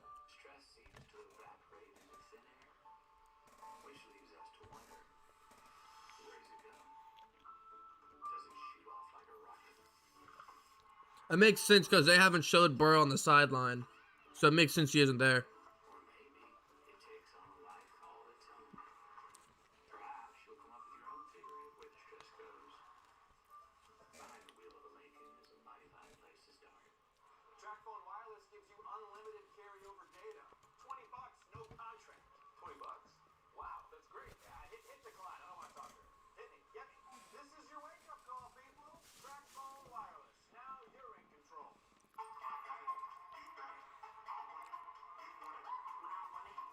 Is there any good games on today?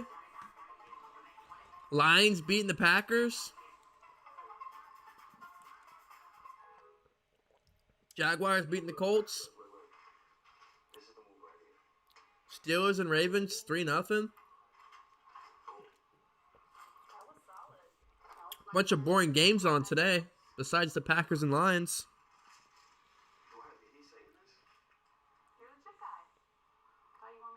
But that's per usual. End of the season, teams are clocked out that know they're not getting in.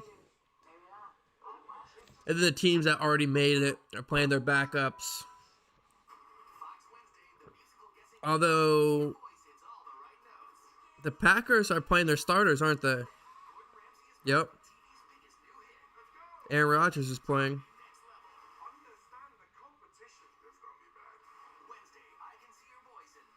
Well, the fact that makes it even more ironic that Aaron Rodgers is playing and they're still losing.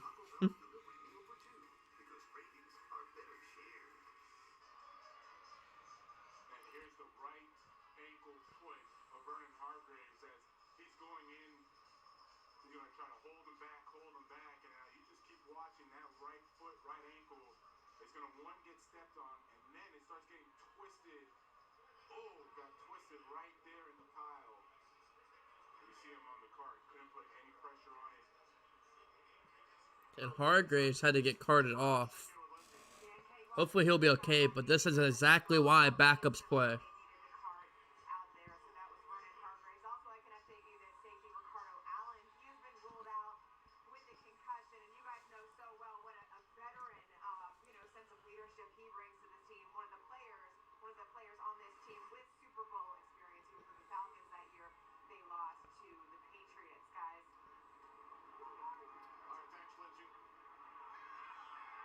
And Ricardo Allen is out with a concussion.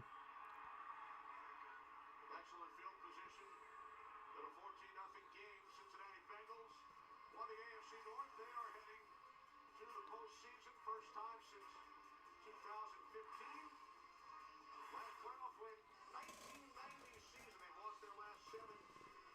season games. Longest droughts without a playoff victory. And in case you were wondering, Jonathan, only 4 current Bengals were alive when That's crazy. Only 4 Bengals players was alive the last time the Bengals won a playoff game in 1991. Only 4 players on the entire roster was alive in 1991 when the Bengals last time won their a playoff game.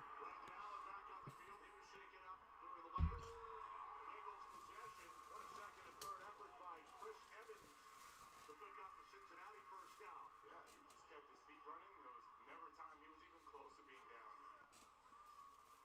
Chris Evans goes, and there's some contact, spins out of that. No time was he down, just keeps turning those legs. Love that second effort.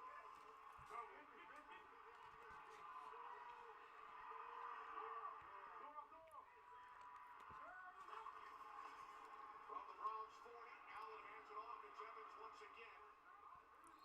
Evans gains 5. Take it back to January of 91. There's Gordon Esiason. Hickey Woods over the top. There's the Hickey shuffle. Boomer threw for 2 touchdowns and Brown went in as well. Last time they won a playoff game was against a team that's not even the name anymore. It was the Oilers, which I believe are the Titans now. Who were the Bengals 31 years ago this past week? Bengals hold it to end that drought next weekend. Brandon Allen just got stripped, but the Bengals picked the ball up like 30 yards back down the field. Back at the 37. See, this is the problem with those long developing plays. They're trying to run a screen. They want to fake to the right and then throw a screen to the left to Evans. And David Conley just blows the whole thing up. Drew Sample had no chance against him. And that's where you have to watch out. Those defensive ends, you take up too much time on that play calling, those plays and executing. Oh, they got really lucky. He didn't pick up that fumble. Yeah, it's a little different in practice than in the game, Brandon Allen. Now the challenge flag comes out. A couple of questions on that last play. Was Clowney down before he lost the football? Challenge flag came from the Bengals sideline. Zach is saying, yeah, I should have never called that. That play took too long. Cincinnati's challenging the ruling on the field of a fumble. So Cincinnati's challenging that it's a fumble. They don't think it was. If it stands, it's going to be 3rd and 33. 3rd and 33. You heard me correctly. You also have to wonder if Clowney was down. Right? So Dean Blandino joins us from Los Angeles. Dean, a bunch of things to look for on this last play. Yeah, 2 things to look at. Like you said, was it a fumble? And the key is the hand coming forward with control. When does he lose it? He's going to lose the ball after it starts back toward his body. So I do think it's a fumble. Then you look at the second part. Did Clowney recover it, and was he down by contact? Looks like he never actually gained possession. So it's a fumble recovered by Cincinnati. Here's the look at the fumble here. And on that last replay, it certainly did look like Clowney lost the football before he was down. Drake said Evans is making a good case for himself to get some snaps next season. I agree with that. Brady, similar type of motion. It's going forward and then comes back down with the ball and pops out. So after reviewing the play, the ruling on the field stands. Cincinnati is charged with their first timeout and loses their first challenge. All right, Dean, do you agree with the call? I do. And you know, I'm not even too sure why he challenged that call, because That would have been a pass back in the Tom Brady. we probably wouldn't even got the first down on 3rd and whatever anyway. With the way this game is going with Brandon Allen. Spotted back at the 37-yard line. And it's not like we're in field goal range. They're on the Cincinnati 37. Yes, 3rd down and 33. Allen, Evans out of the backfield.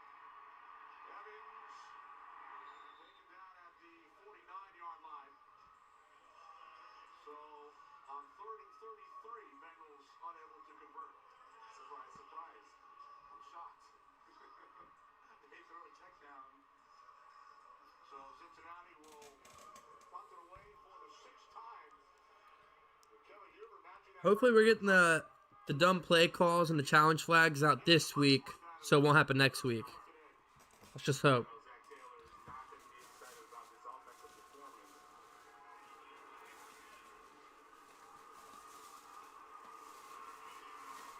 Clear catch.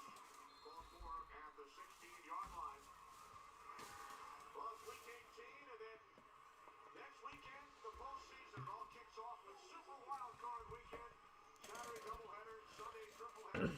Now for the first time ever in Not gonna lie, I might black screen at halftime, so 6 games, one epic weekend, the road to Super I'll continue to play the game audio for you guys, but I might AFC playoff. head out of here at halftime. Chiefs, Titans, Bengals, Bills, Patriots are in. The other 5 teams battling for 2 spots. Yeah, this is going to be the game. You guys circled the Chargers, Raiders. That's going to be a really good game tonight. Back cruiser on hand. Here's Johnston. Johnston, carry about 7 outside. 2-yard line. Tennessee now leading Houston 14-0. The Titans victory, and they clinch the top seed in the conference. Tennessee looking to take care of business. You know, John Bad would have loved Week 18 and all the playoff scenarios and then Super Wild Card Weekend. They would have circled those guys shirtless in the crowd. But he had tried to guard shirtless. I don't think so. Okay. There was a leak. About a Walker short sleeve shirt. As he did on many occasions while coaching. 2nd and 3 as Johnson picks up a first down out to the 35-yard line. You know, wearing these pins Oh, so you like the White Castle on stream? to get your best ideas on social media. Gentleman named Richard Reedy suggested earlier today, how about the NFL going to new coins next season with John Madden's face on one side, that's heads, and the NFL logo on the other side, tails. You like that? I like that. What did the NFL say? Open to it. This might be the first time they heard about it. Okay.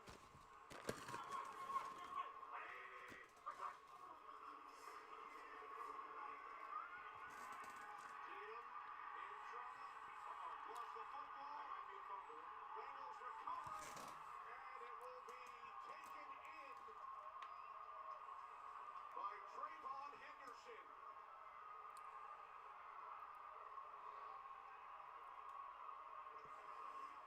Case Keenum fumbled. Recovered by the defense for a touchdown. Touchdown Bengals! Let the play go on. Defense gets a touchdown. His arm did not go forward. Ball comes out. That's a touchdown. Bengals score. Right there to scoop it up. A scoop and score for the defense. His first career touchdown. That's Trayvon Henderson. That's Wyatt Ray, 93 with the pressure. I love that Wyatt Ray smartly goes for the arm, goes for the ball, goes for the arm, instead of trying to just bring him down. That's a cause for fumble. Case Keenum could not get his arm going forward for the incompletion. It's Elliott Fry who has the extra point, filling in for Evan McPherson today, who's had a terrific season. Oh, McPherson's not even playing. Defensive touchdown for the It's a backup kicker. It's good. off the hit. Even the kicker gets an off day. Keenum lost the football. Why does the kicker get an off game? Trayvon Henderson. There we go. Defense has to wait for the Bengals to get a spark. The offense has been really, really sluggish. And again, it doesn't matter to the coaches and to the players who's in, who's not, what stars are playing. You go out there and you perform, you execute. That surprised me, Evan McPherson. He gets an off week too.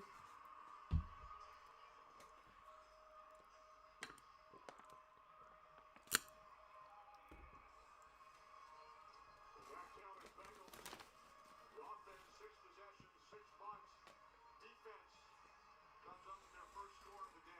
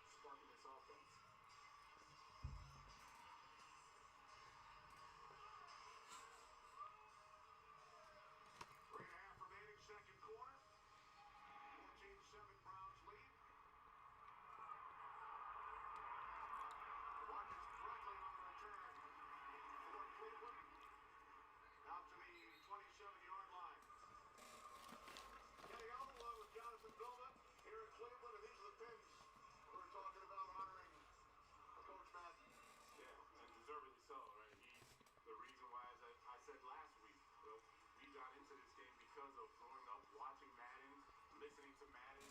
Not only a great coach, a great broadcaster, he's also a very good player. So everything that we now see about the game and how exciting the game is, how fun the game is, how we can get into it and talk about it, is because of him. And also playing Madden, of course. Well, I stunk at that. So that's why I didn't bring it up. We'll keep that in mind, yes. Man, my teammates at Miami used to kick my butt. Man, I just stopped playing. First me, I was like, I can't do this. Are you talking about the guys that you were playing with on offense or defense? Both. So I tried my hand with some of the freshmen. I had DJ Williams was one of my classmates at the time, and he would kick my butt. And some of the older guys, they would try to force me to play. I was like, you know, I'm good. I'm just gonna stay on the side over here, just kind of watch. Because you're talking on the outfield field. Yes. Thank you. That's what Ken uses? Yeah. Just keep stroking my ego. I appreciate that, Ken. Second down and 10. Here's Keenum rolling right. Keenum a pump fake. And then he's knocked out of bounds by Clay Johnston at the 27-yard line. Case Keenum starting for the injured Baker Mayfield today. Brandon Allen for Joe Burrow.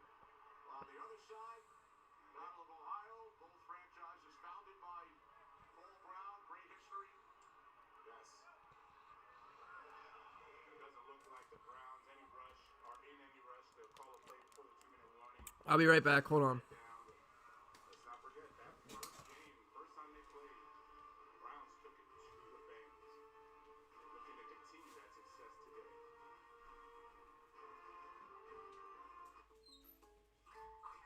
Jacob State Farm. Thanks for the great rate on my insurance, man. Wait, I said Byron got the Patrick price? Thought that was our thing. Thanks for the killer rate, Jake. Shreddy Betty got it too? Patrick, State Farm offers rates that fit anyone's budget, even a man handstand. Thanks again, Jake. Up top. I'm gonna go work out these feelings. For surprisingly great rates that fit any budget, like a good neighbor, State Farm is there. Call or click to get a quote today. Okay. One dad goes to the house, one mom, three kids, one pack of Ben's original jasmine rice, one pinch of chaos. We're all original recipes. This crazy suit gonna give me an edge? Oh yeah, huge edge. Invisibility gives Aaron Donald an edge on his game. Who hit me? Just like a verified approval gives you an edge on your offer. I did. When you need a competitive edge in a housing game, Rocket can. Sweet, feel some softness. This is soft. Holy Charmin. Excuse me. Roll it back, everybody.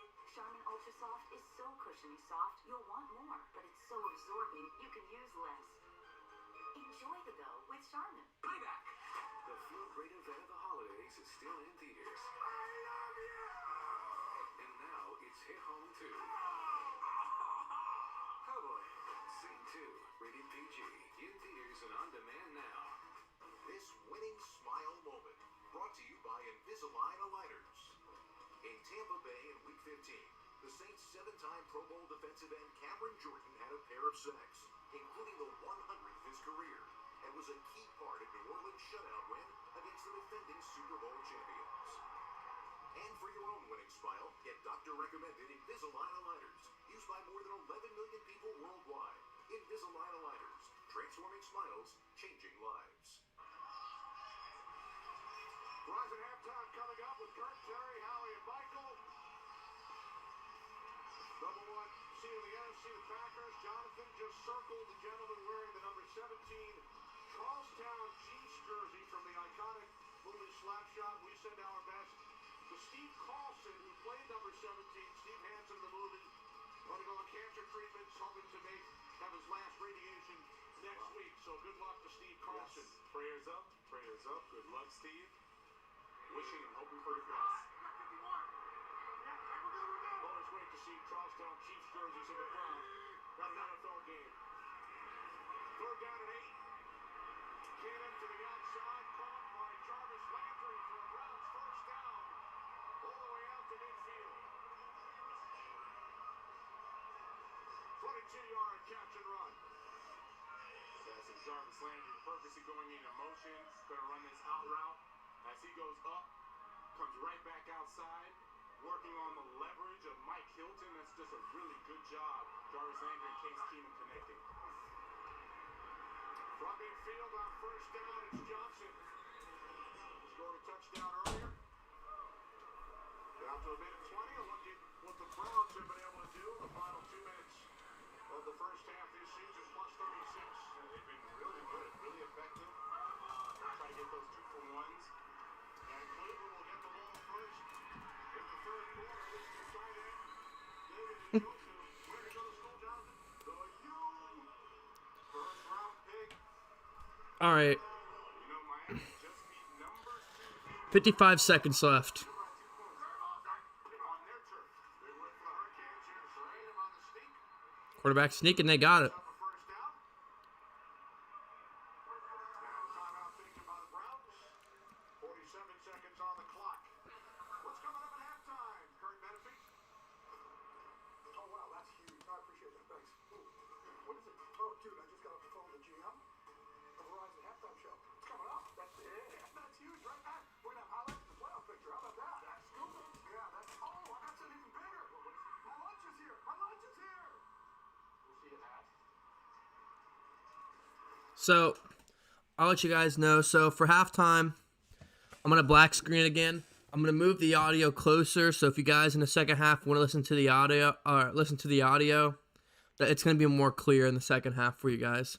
I'm going to change the setup around so you guys can hear the game audio a little better if you want to stay. I'm going to go ahead and get us out of the way now. Leave a like on the video if you enjoyed. Comment. Get active in the comment section. Hit the subscribe button. Do not miss next week's stream. Next week's stream will be live play-by-play commentary for the entire game, and I will probably be live around noon, so I'll have like an hour, maybe a little bit longer of pregame. Before the game, we'll sit here, talk, get active in the Discord. You guys will give your predictions. I'll give my predictions, and then I will be live the entire game, play-by-play, and live reaction. It's a lot of fun. There'll probably be 5,000 to 10,000 people in here. Last week in the Kansas City game, there was about 7,000, and with it being a playoff game next week, I'm sure there's going to be another 5,000 to 10,000. So, yeah, you guys aren't going to want to miss out. It's going to be a lot of fun next week. So I appreciate you guys tuning in, stream in and stream out. I've had a lot of time. A lot of fun. Enjoy it a lot. Follow me on my socials if you haven't already. They're right over there. Shout out to Drake, my recent donator. Shout out to Daniel, my recent subscriber. All my subscribers in general, and then everybody in the Discord. You guys are awesome. So I'm going to go ahead and black screen and make the game audio a little better for you guys. Anthony Schwartz showing why they drafted him. As soon as he goes up, boom, as soon as he gets out of his break, that ball was already thrown and released. So as soon as he got on top of that corner, made the corner start to bail out, that's when you stop, turn around, ball's coming right at you. Nice execution by both Keenum and Anthony Schwartz. 12 straight for Case Keenum. Three tight end set. Keenum to the end zone. Incomplete, looking for the tight end, Harrison Bryant. We talked about the tight ends. All three of them were in at the time. Two of them there next to Jarvis Landry, and then Harrison Bryant. I thought he was going to really come off that left foot, one leg, get up there and get it. It looked like he kind of just tripped over himself a little bit. Never really got up to go get the football. But Keenum straight comes to an end. Now completed 12 in a row. 12 seconds remaining. And now a timeout taken by the Bengals. Their second. Browns looking for a 2-for-1. Now this from Bank of America. Ever wonder what everyone's doing on their phones? They're banking with Bank of America. His girlfriend just caught the bouquet, so he's checking in on that ring fund. Oh, that photographer? He's looking for something a little more zen. So he's thinking, I'll open a yoga studio. And as for the father of the bride, he's checking to see if he's on track to do this all over again. And again. Bank of America's digital tools are so impressive, you just can't stop banking. Tennessee Titans now lead Houston 21-0. The Titans victory, and they clinch the #1 seed in the AFC. I'm just thinking back to that commercial. No, this story is don't have a wedding. Everything just costs too much money. Excellent point. Second down and 10. Here's Keenan on the slant, and that's broken up by Trey Waynes. Nice job, Trey Waynes playing off coverage. And this is why you start to play off coverage. He's looking back at the quarterback. He's going to back up. His cushion, you have to break his cushion for him not to break up so quickly. Cushion was never broken, so he just goes. As soon as he sees that wide receiver break in, Anthony Schwartz, he's going to go in, makes a nice pass breakup. Third down and 10 with 9 seconds on the clock. We're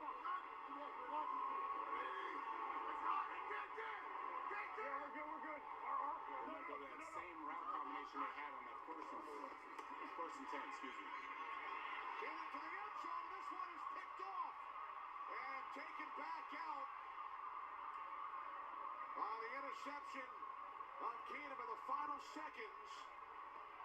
Mike Hilton comes up with the pick after it was deflected by Marcus Bailey, and there are a couple of flags at the end of the play. Second interception of the year for Hilton.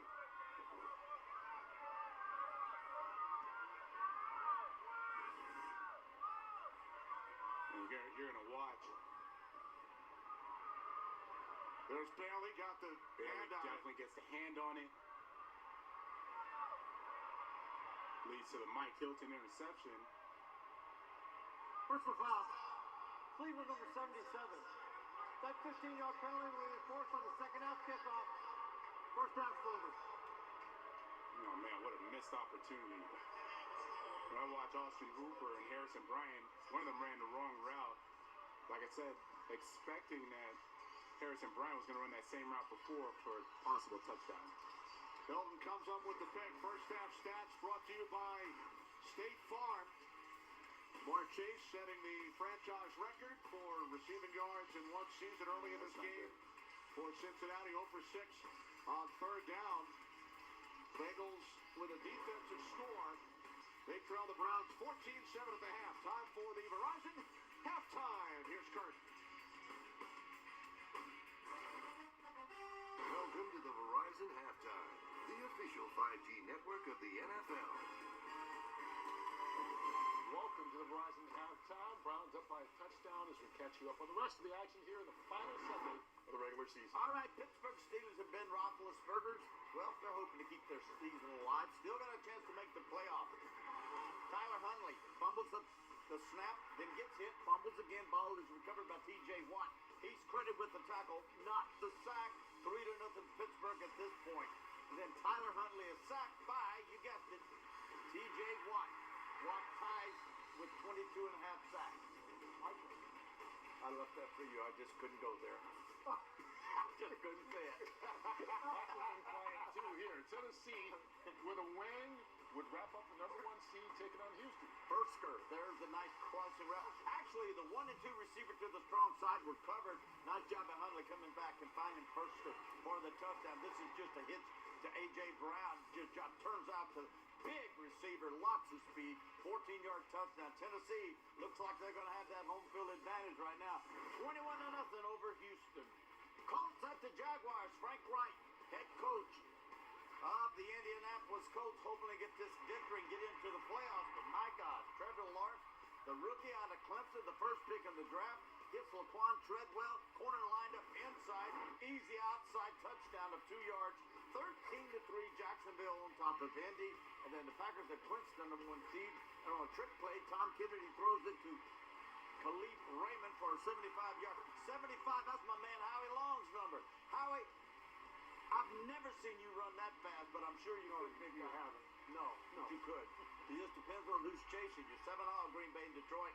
And then back on 4th and goal, Goff finds Amon-Ra St. Brown for a 2-yard touchdown. It's a Detroit 14-7. Then Rodgers to Lazard. Beautiful throw. Great concentration. Corner almost knocked that ball down. Lazard's second touchdown of the game. It's 17-13, though.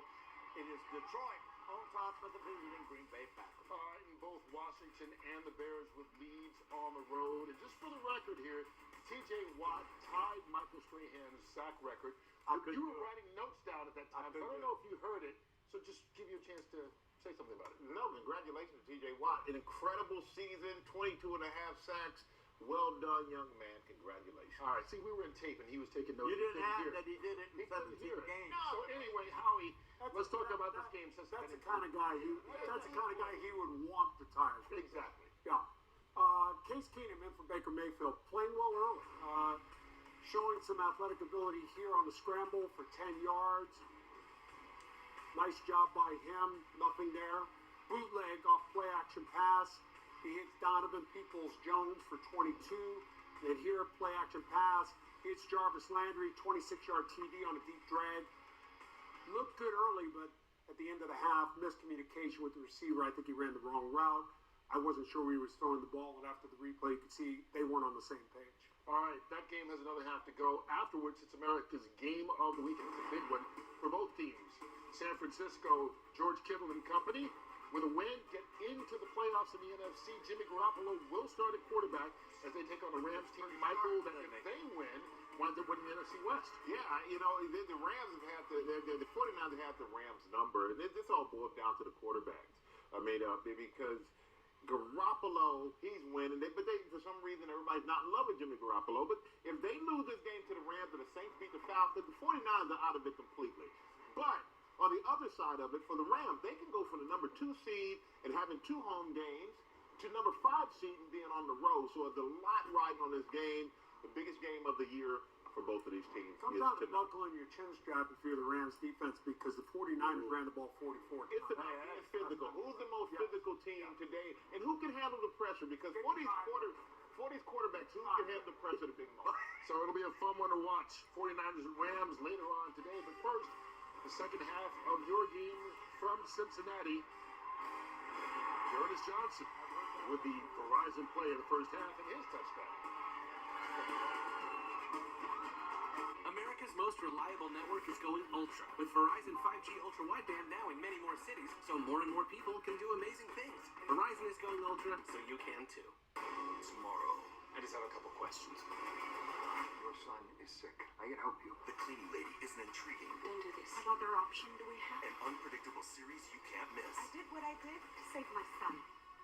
But this is not who I am. The Cleaning Lady, all new tomorrow at 9 on Fox. Snowy slowdowns, dangerous ice, freezing rain. Steve and the team give you the edge against winter's worst. Get the latest snowfall estimates anytime on the First Alert Weather app. Know before you go with First Alert Weather. Helping you plan. Wake up with us tomorrow morning. With everything you need to start your day. Covering the Tri-State's big stories all morning long. First Alert, weather and traffic. And even some fun along the way. Fox 19 now in the morning.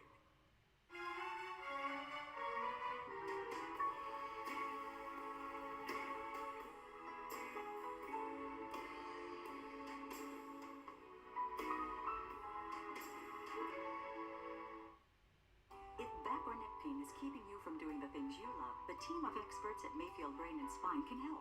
Call 221-1100 or schedule online at mayfieldclinic.com for a video visit or an expedited appointment. If you're in pain, start with us. At Fifth Third Bank, we know there are a lot of online banks out there making big promises. But what happens if you need a little help? With Fifth Third Momentum Banking, we're there for you. Like getting you your paycheck up to 2 days early and giving you extra time to avoid overdraft fees. Plus, you'll have access to over 10,000 real people when you need them. Introducing Fifth Third Momentum Banking. Just another way we're making banking a Fifth Third better. Each year, more than 25,000 patients choose Mayfield Brain and Spine. And for you, we're just a short drive away. Call 221-1100 or schedule online at mayfieldclinic.com for a video visit or an expedited appointment. Start with us. Skyline is a staple in our lives. It's a way of connecting and it brings us together. It's so nice that you take time out for you and your friends and enjoy that time together. It's always a good feeling at Skyline. We love our Skyline time. Instant news alerts from your neighborhood. Download the Fox 19 Now News app. It's the finale of the regular season. And later today, we've got 3 games, all with playoff implications and a lot on the line. Headlined by America's Game of the Week between the 49ers, who can get in with the win, against the Rams, hoping to take the division title, is later today, starting at 4 o'clock Eastern, 1 Pacific, only on Fox. Tonight, Fox brings back the funny with a giant hello. I have never felt sexier. And an unexpected goodbye. Everything too thank you. Be the first to go, Amy. I'm so sorry. I promise I will be next. My and Beyond in the season premiere of Call Me Kat, followed by the series premiere of Pivoting. Our friend just died, so we're having a little picnic. That's my wife. What? I'm just gonna find a cat to this guy. Don't miss a special night of all-new comedy tonight on Fox. May the gold digging begin. What could go wrong? Joe Millionaire is back. What we're looking for are women that are not scared to get their hands dirty. Yeah. And the games are just getting started. Are we gonna do truth or dare or dare or dare? Your call. I like dare. Fox Thursday. You kissed 2 women today? Whoa. The guys aren't the only ones keeping secrets. Kurt, can I steal you for a second? Why would you say that? What is this, a free-for-all? Joe Millionaire's all new. Thursday on Fox. The chilling ice storm continues on 911 Lone Star. Tomorrow on Fox. It's playoffs time, America. And it all comes down to this. So I just got one question. Whose back you got when the game is on the line? When it's 4th and long? When you need a big stop? When it's all or nothing? Who's got your back? It's the NFL playoffs. Whose back you got?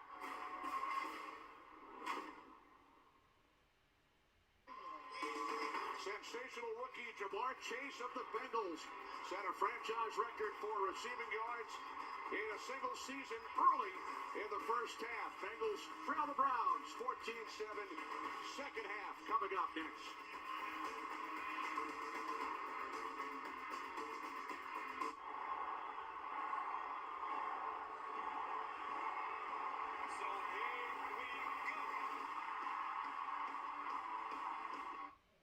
I am a real customer of Bryant Heating and Cooling. Why do I do this? Because Bryant has always been here for me. I know that my furnace is going to perform its best, but if it doesn't, Bryant will be here. That's why I do this.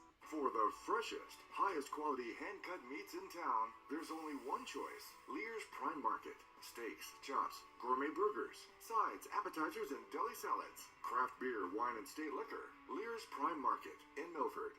At Queen City Jewelry and Pond, we buy gold and diamonds and are the premier jewelers for the best custom jewelry and gold teeth anywhere. For the best selection of high-quality merchandise at great prices, come see our crew at Queen City Jewelry and Pond. The Watson's After Christmas Extravaganza is going on now. We're discounting millions of dollars worth of 2021 inventory and hundreds of floor models up to 70% off. Plus, interest-free financing until June of 2023. All during Watson's After Christmas Extravaganza. For the freshest, highest quality hand-cut meats in town, there's only one choice. Lear's Prime Market.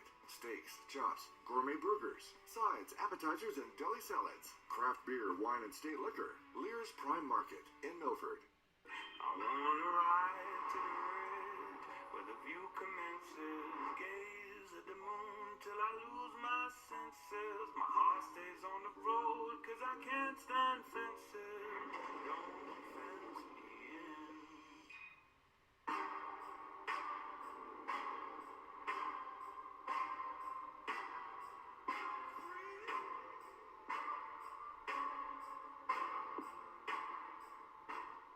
For 11 years, I have trusted Bryant for my home comfort. That's why this time of year I get routine checkups. Knowing that my furnace is going to perform its best in the worst conditions is total peace of mind. Schedule preventative maintenance now, just $65. Know what's now, anytime, anywhere. Download the Fox 19 Now News app.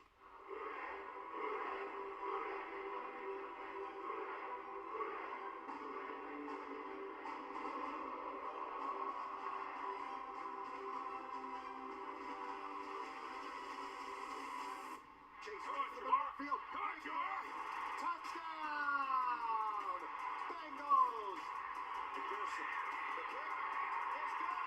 And the Bengals have won the This broadcast is copyrighted by NFL Productions for the private use of our audience. Any other use of this broadcast or any pictures, descriptions, or accounts of the game without the consent of NFL Productions is prohibited.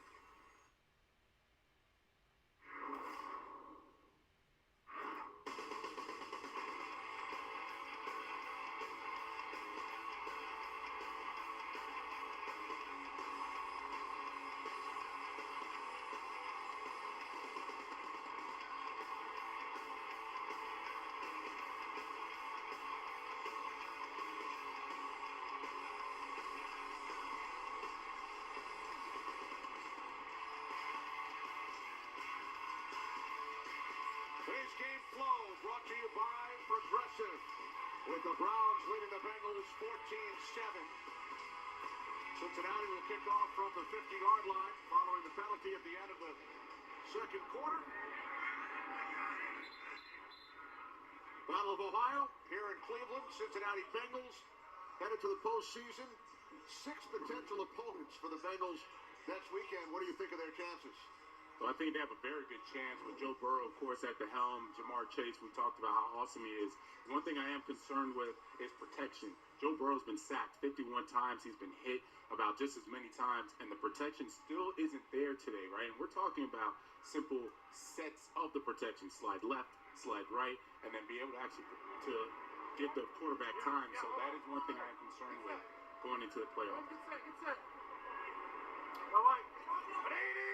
Case Keenum and the Cleveland Browns start from the 25. We begin the third quarter. This is Johnson up the middle as we check in with Lindsay.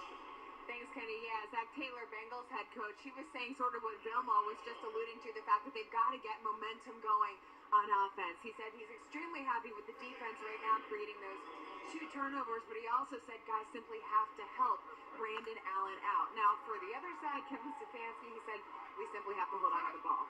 He's pleased as well with their defense, but he said Case Keenum knows better. They can't make sloppy mistakes, guys. 2 Cleveland turnovers in the first half, 1 return for a touchdown. Pass was deflected, intended for Landry. And then the interception at the end of the first half, when the Browns had an opportunity to add to their lead. Yeah, it's well said by both coaches. Zach Taylor understands when you talk about momentum, he understands that next week you're going to face whoever it is with a good pass rush. They're going to have a good defense that can play all teams, right? You're not going to have these big, weak links on either side of the football. So he knows it's got to get cleaned up. 3rd down and 7. Johnson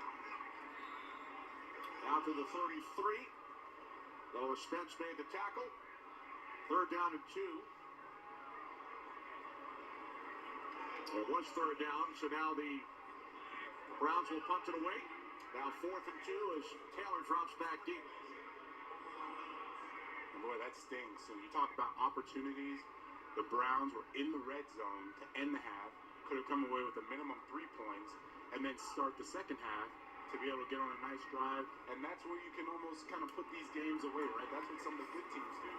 Instead, 0 points, end of the half, 0 points to start the half. Tonight, a special night of comedy premieres. Maya Bialik is back. Season premiere of Call Me Kat. Then the series premiere of the life-changing comedy Pivoting. Call Me Kat, followed by Pivoting tonight, following the NFL on Fox. Brandon Allen, Bengals offense back out on the field, trailing by 7. 9th start of Allen's NFL career, 5th season out of Arkansas, originally drafted by the Jaguars, spent some time with the Rams, Broncos, 5 starts last year, down the stretch with the Bengals.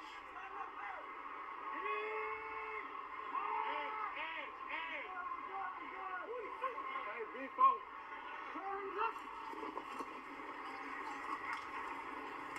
On 1st down out to the 33-yard line, it's Trevion Williams.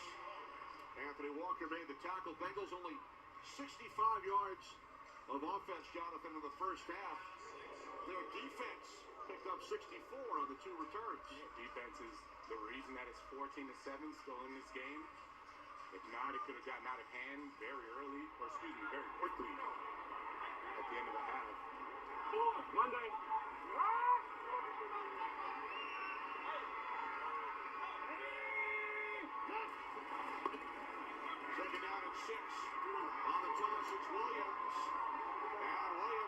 second effort picks up a Bengals first down. Gain of 10 for Travion Williams.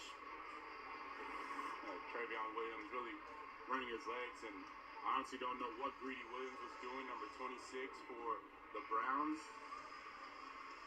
Looked like he assumed it was practice or something, just tag off, but I love that he just runs through that contact and that run game. If they can ever get this run game going and not absolutely need Mixon in there to get the run game going, that's going to serve them very well in the playoffs.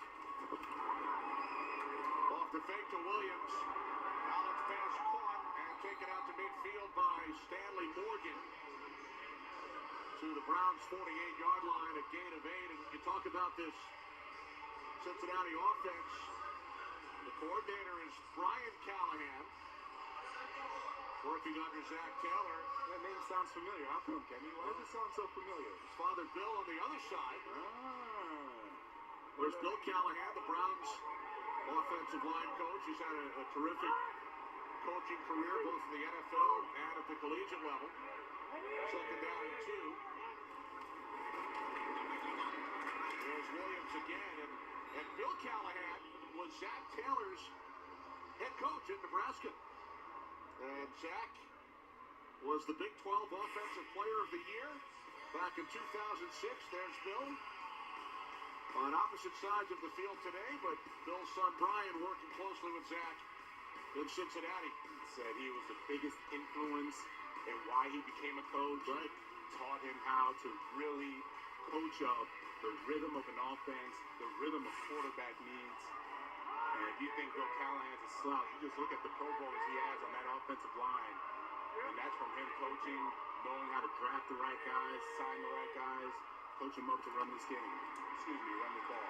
Third down and 1. Here's Williams, picks up the Cincinnati first down. And you're right, both guards into the Pro Bowl on the Brown side, Antonio and Wyatt Teller. Right, and don't think Bill Callahan doesn't have a little say in helping Nick Chubb. As we see some of those Pro Bowlers, and they fit what the Cleveland Browns are. Just look, man, just gritty. You can tell all football, not a lot of drama, and I can sense the frustration when you talk to them. You see them on film, they get after it. And unfortunately, they just haven't had the success like they did in 2020, but it's still a really good offensive line. Malik McDowell is the injured Brown. Playing for Bill Callahan, Zach Taylor back in 05 set the Nebraska school record for passing yards in one season. He spends a lot of time around veteran coaches. Taylor's father-in-law is Mike Sherman, the former Green Bay Packers head coach. You know what I think he learned the most is grit, mental toughness. That's what I really believe he learned. Yeah, he knows the football, technical stuff, but when he spoke about those 2 losing seasons prior, then this season, and how he never changed, and he teaches his kids to be mentally tough, that's going to serve him very well. It's going to go a long ways. Pass rolled incomplete, bobbled and then dropped by Mitchell Wilcox. You'll see the pressure coming in, Kenny. And anytime you have a little pressure, it starts to rush the throw, rush the timing. Davian Clowney is going to force all game long. It's actually pretty accurate, Brandon Allen, considering he was under duress. Just couldn't complete it. Gotta complete it through. Second and 10. Bengals trailing by 7. This time the catch is made by Mitchell Wilcox. Takes it to the Browns 39. Yeah. And the reason why I'm harping on the protection, pass protection, and run game for the Bengals, this is a playoff caliber defense that they're going against. The Browns have 2 really, really good defensive ends. They're really solid, really physical. They get after it just as good as any of these playoff-bound defenses. So this is almost like a dry run when you think about it, right? For the offensive line, running game, passing game, etc. This is a dry run against a really good defense. They can perform well here. They can do it again next week. Third down and 5. Bengals must get to the 34 for a first down. And they will not the flag. Stanley Morgan, the antenna receiver, with Greedy Williams defending. Yeah, and I know Browns fans, they're booing, but the officials were literally trying to step out where their flag was so they can throw it. It just took them a while to get it out. Pass interference. Defense number 26. Left out. Automatic first down.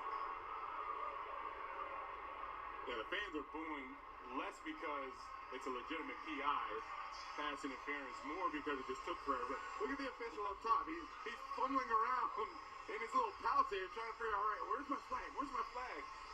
Throw this thing. I got hand warmers in there. I got Vaseline. I got everything but my flag. I need to find it and throw it. Robert Belichick had some trouble a couple of weeks ago trying to locate his challenge flag. Yes. I remember Pete Carroll had some issues as well. What did he drop? He dropped something he thought it was a flag, the challenge flag. It looked like an old flip phone. Yes.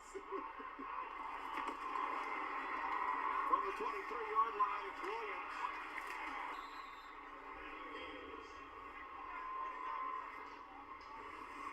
Here's what we're talking about. Officials all over. He's seeing it, and he sees it, and then he's like, okay, here's a flag. Where's my stuff? It's a pouch. Wrong place. Oh, there we go. There we go. Finally got it out. Yeah, he's got to laugh about it. I wonder if he hears us. He's probably got like a live feed to us as we're making fun of him. Hey, 7. Side judge Jimmy Buchanan. Second down and 4. Here's Stanley Morgan. Morgan takes a hard hit at the 13-yard line from Matt Wilson. Now Wilson laying the hammer. Oh, that's what I'm talking about, Kenny. That brings back memories. Oh yeah, and I remember being sore the next day. Those hits, they would hurt they hurt me too. I mean, it hurts the defender too to lay those hits.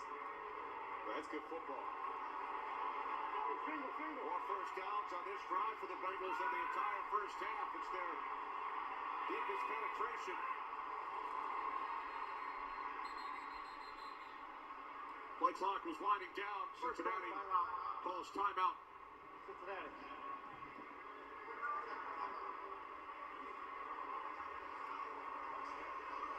Just under 8 minutes remaining in the third quarter. With the Bengals on the move, trailing by 7. Looking to win their 4th straight. Headed to the postseason on a winning note. Super Wild Card weekend. Playoffs get underway next weekend, Saturday. Yeah, buddy. Triple header on Sunday. And then, for the first time ever, a wild card game on Monday night. Over the NFC, 2 teams, 49ers and Saints, battling for that final spot. San Francisco in with a victory. Saints need a win over Atlanta and a 49ers defeat. Yeah, buddy. Jimmy G, quarterback for the 49ers. We're being told he's going to play. I mean, how can we not talk about the Saints, what they've been through to start the season, displaced for a month, 4 different starting quarterbacks still in the playoff hunt. Brandon Allen on the sneak. Picks up the first down. Saints have used 4 different starting quarterbacks, 62 QBs. Have started a game during the regular season, 3rd most all time. 21 teams have used at least 2. 8 teams have started 3 or more in the case of your former organization. 4 started quarterbacks, and they are still alive for a berth in the postseason. Tremendous job by Sean Payton and his entire staff. Yeah, just to compare how awesome a job he's done. I had a situation in 2005, 4 different starting quarterbacks, 4-12 with the Jets. Exactly. Let me see, you had Chad Bennington, Bruce Bollinger. I had Benny Testaverde, and I'm forgetting one, but it was a forgettable season, so don't worry about it. So we got 3 out of the 4. We got 3 out of the 4. No playoffs for Dan Green that season. Not at all. We won. We were 2-1, so we won 2 out of 3, and then I believe we lost 10 straight, if I remember correctly. Matter of fact, I don't want to remember. It was just a horrible season all around. I did go to the Pro Bowl that year. That's the only thing I remember. Quincy Carter. Second down and 9. Play clock winds all the way down. Play game. Offense on 8. 5-yard penalty. Still second down. So this will set the Bengals back 5 yards. But that was your rookie season, 2004. Yeah. Also Ben Roethlisberger's rookie year. Oh yeah.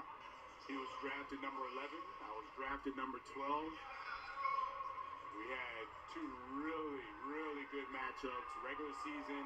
Then we went there in the postseason, and we lost. We had 3 missed field goals that game. They won in overtime, kicked the field goal to win it. Second down and 14. As Allen is wrapped up, down he goes. Back at the 23-yard line, Myles Garrett adding to his career total. Just showing again why he is so awesome at that defensive end position, almost unblockable at times. And when we spoke to defensive coordinator Joe Woods about him, he compared him to Von Miller. Joe Woods had coached Von Miller as well. Not the same body type, but the same athleticism. He's a little bigger, a little stronger. He said when he wants to, he literally is unstoppable. Career high 16th sack, extending his franchise record on third down and 21. This is Williams. So the Bengals, prior to that play, moving backwards, penalty, sack, and they will send out the field goal unit.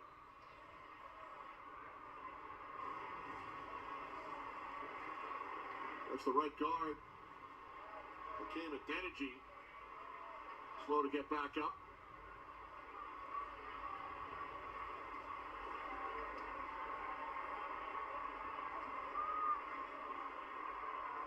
Bengals had the ball for over 8 minutes, 13 plays, but kept out of the end zone.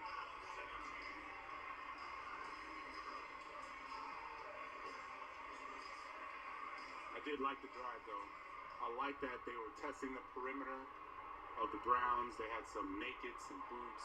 They were getting the ball out quickly, a lot quicker than in the first half. Brandon Allen wasn't holding on to the ball as much. So here's Elliott Fry filling in for Everett McPherson. He was kicking for the Chiefs 2 weeks ago in their game against Pittsburgh. He went 3 for 4 from the left hash. Fry's kick is good. Need some help. I thought you put the jinx on him, as you like to do on these kickers, Kenny.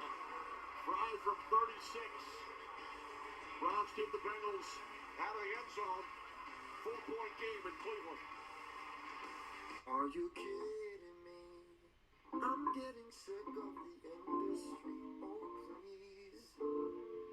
These stuff's gonna kill me, but I won't let it. And I try to give it all, but they don't get it. So I tell myself when I sleep at night, don't lose sight, baby, don't lose sight. This life will get you down, but I keep living. So I tell myself when I sleep at night, don't lose sight, baby, don't lose sight. The BK $5 Your Way meal is here to make your choice easy and so tasty.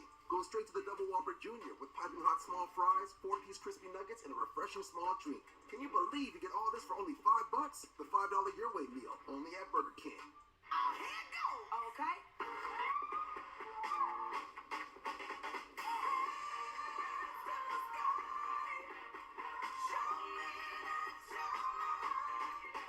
Come seek the Royal Caribbean. We gave it headlamps that shine through the darkest days. It has an engine that can take us farther than ever before. Its truck bed has the capacity to carry the weight of the world. And its color can change everything. Because when called upon, this Ram is the only truck built to serve the greater good.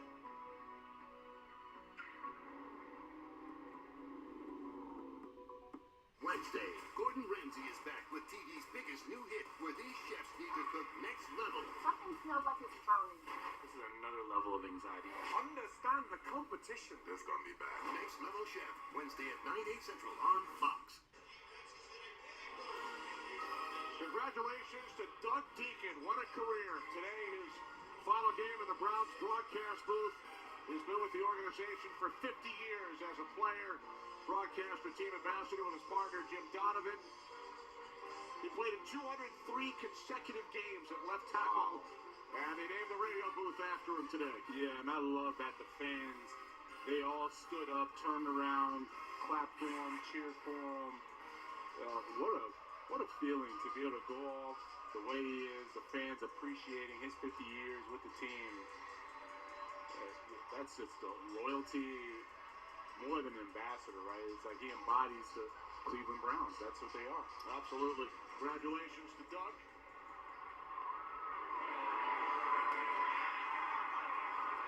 Short kickoff, taken out across the 25-yard line, still going. Mitchell Wilcox, or excuse me, Jamarcus Bradley, there is a flag.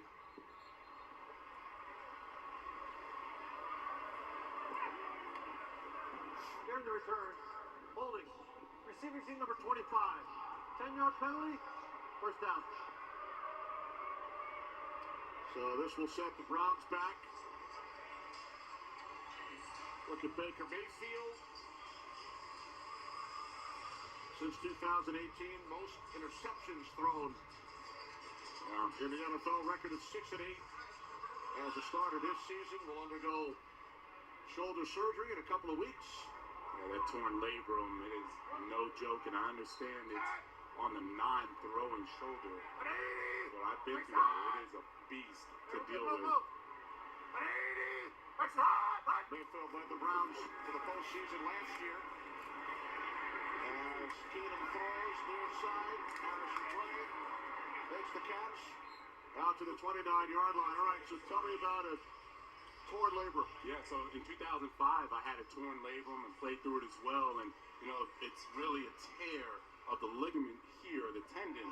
So anytime you do something like this, something like that, you get a sharp pain. It's not the same as a rotator cuff where you can kind of move until you realize where the pain is. So imagine you're trying to throw a football, and every time you're going to move forward, you start to have issues with the shoulder. So I'm left-handed, obviously he's right-handed, but imagine when you start to go, anytime you move forward, it's not just this motion, it's really the shoulder now that it gets moved one way or another, has that sharp pain. And yeah, he has the hardness, but imagine how hard it is as a quarterback when you're 100% healthy to be accurate and throw the football, and then now you're trying to make throws every time with a sharp pain. Naturally, you're going to try to compensate for that shoulder, save yourself, and unfortunately, that forces some of those throws and interceptions. Yeah. So even though it's the non-throwing shoulder, still a pretty big issue. Yes, of course. Definitely is. There's Johnson, found a hole. Picks up a Browns first down. Lindsay. Yeah, you guys talking about Baker's shoulder, you know, he was saying early on after that injury happened, it wasn't just that, he also had the slight fracture on top of it. So as he kept trying to play through it, he said things were just, it was just getting harder and harder. So honestly, it's such a statement to his mental toughness, right, to continue to try to keep going. But that's why he said he is so looking forward to getting the surgery and getting back on track. Yeah, you're right, Lindsay. And, you know, it's a fine line. You have the mental toughness, but then are you hurting your team? And you have to start weighing those things. If you're not being productive, then unfortunately it may be time to just shut it down like you did for this game. There's Johnson, stays on his feet. Into Bengals territory for another Browns first down. Gain of 11. Look at Mayfield's numbers early in the season, weeks 1 through 6, and since. Weeks 1 through 6, we were talking about the Browns and how they're going to be playoff contenders again. Things were on the up and up, continuing from last season, and then it just went downhill. The quarterback play went down, the interceptions went up, and because of that, you see a team that won one, lost one, won one, lost one, and you can't figure out what happened. That's what happened, right there. Started the season 3-1, but have lost 8 of their last 12 games. Here's Johnson to the Bengals 43. As we hit 2 minutes remaining, third quarter here in Cleveland. Battle of Ohio. Bengals headed to the postseason. Tennessee now leading Houston 21-7. A win by the Titans. They clinch the top seed of the AFC. And Zach Taylor's Bengals would finish either third or fourth. They will host a playoff game in Cincinnati next weekend by virtue of their division title. From the 43, Chubb back in the game. And Nick Chubb is inside the 20. Finally forced out of bounds at the 8-yard line of the Bengals. Gain of 35. We talked about wanting to punish those safeties. Look at that. You talk about just mad, just angry. Laying the boom down on Thomas. Oh, take that, Mike Thomas. Oh, get off the club. I told you, he is a physical, punishing runner. There's Chubb once again. Down to Lynching. Oh, that's exactly what Chubb wanted, guys. He told me he was ready to go out with a bang. He wanted to get momentum going for next year, but he had said all along his team needs to be assertive. They've got to find a way to finish the game and win. He wants them to take action, not think that it's just going to happen for us. So that, a huge play for Nick Chubb. And he's now second in the league in rushing. He started the day 4 yards behind Joe Mixon of the Bengals, who was not in uniform, trailing only Jonathan Taylor of the Colts. Those were his numbers heading into the weekend. Look at those stats, man. Hey, we're good, we're good. Second and goal on the toss. It's Chubb. Time winding down. And this should take us to the end of the third quarter in Cleveland, with the Browns on the move, leading the Bengals by 4. The big stiff arm. Yes, sir. Looks like what you did to me here on the booth a minute ago. I threw you out the club. Seth freaking Rollins is back. What does his return mean for the Universal Champion Roman Reigns? It's an all-new edition of Friday Night SmackDown, live at 8 Eastern on Fox. Winter around here is pretty unpredictable. But the adventurous Toyota RAV4 can handle whatever comes your way. Snow, ice, rain, or mud. No wonder it's the #1 selling SUV.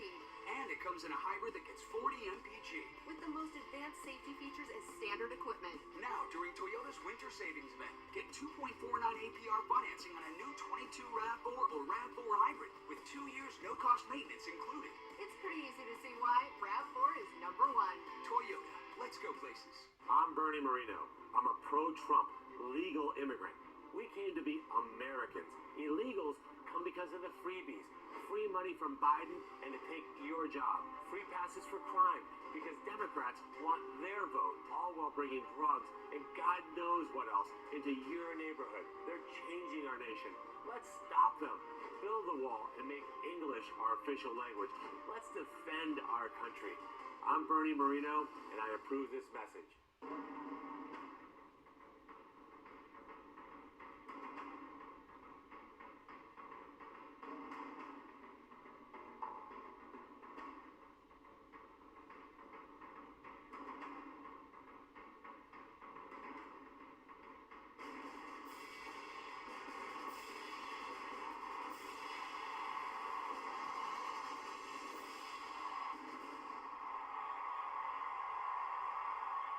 Helping you play anytime, anywhere. Fox 19 Now's First Alert Weather. Some great players have taken part in this rivalry through the years. Battle of Ohio. Cincinnati Bengals, Cleveland Browns, separated by 250 miles. Remember Sam Weiss grabbing the microphone from the public address announcer Tom Kinder, telling the fans, "You're not in Cleveland, you're in Cincinnati." Yes, sir. And we see the fans, they all came out today. Last game of the season. You can't tell them this game has no importance. This game is all the marbles. Now, I get it. You're not going to the playoffs. You want to end on a high note. But it does feel good to say we beat the division champ twice in the season. Absolutely. That's definitely bragging rights. Third and goal from the 7. King throws. Catch is made by Landry. He's 2. Both teams founded by Paul Brown. First game back in 1970. The Browns have won the last 3. Yes. Looking for the 4th and save. They're actually, 6 of the last 7. And the Browns, they're looking to go for it now. 4th down, 4th and goal. They want to go for it here. Why not, right? Yep. They're not going to lose. You're good.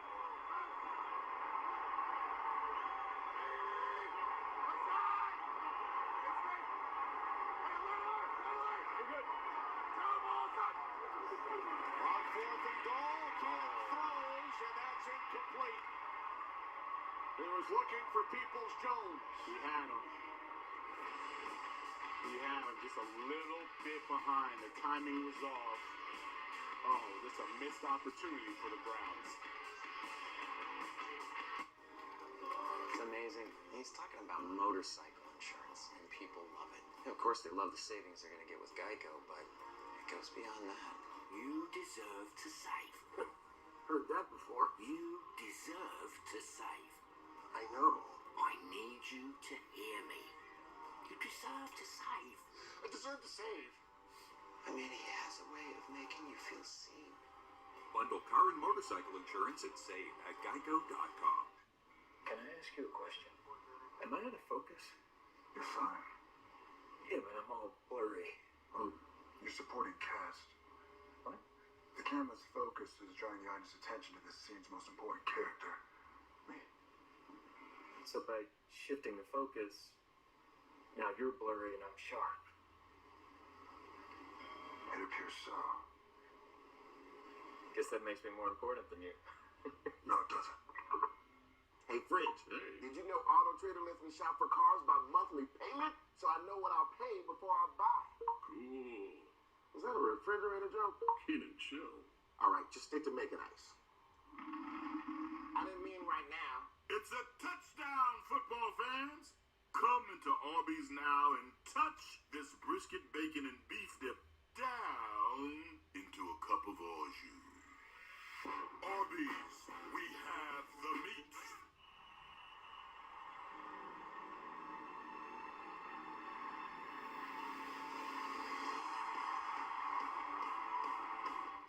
Today's game is sponsored by Geico. Save even more when you bundle home and car insurance.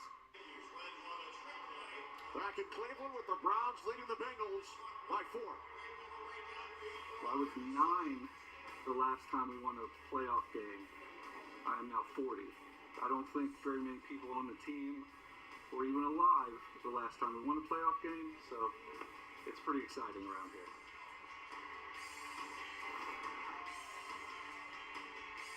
And they're here, Kenny. The fans, they made the trip. They're excited for next week. And there you see it, 5-5 at home, 0-7 on the road. They're going to have a home game since they clinched the division.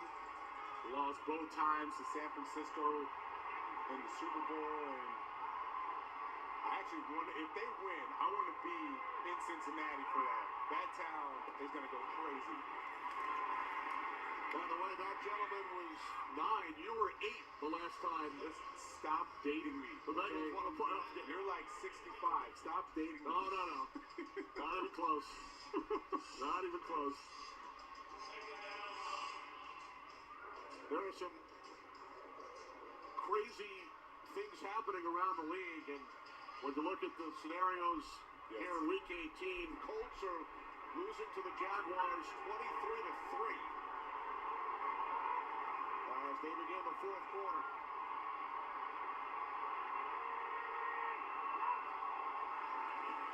Second down and 9. Allen throwing out of the end zone, incomplete. Carissa. And you just mentioned it. Here's how it's happening. Colts clinch that playoff berth with a win, but Trevor Lawrence controls that high snap, rolls to his right, finds Marvin Jones in the back of the end zone. The Jets throwing 23-3, as you mentioned. Indianapolis had a chance to clinch a playoff berth last week. Lost to the Raiders at the buzzer. Yes. They would be in with a win today. Now, if they lose, and it looks like it's heading that way, they can still get in. They need a bunch of things to happen, but they would not be eliminated. Well, you never want to have the opportunity of 2 chances winning you're in, and now you're praying for other teams and outside factors to get it done for you. Allen's pass broken up, so the Bengals go 3 and out. Yeah, it's MJ Stewart. Does a nice job. He's literally just reading the eyes of Brandon Allen. Squats on it, goes to that next level or next hole in the zone. Nice job. But Jonathan, the Steelers are trailing the Ravens by 4 early in the fourth quarter. If the Colts and Steelers both lose, the Raiders clinch before kickoff tonight. I never saw that coming.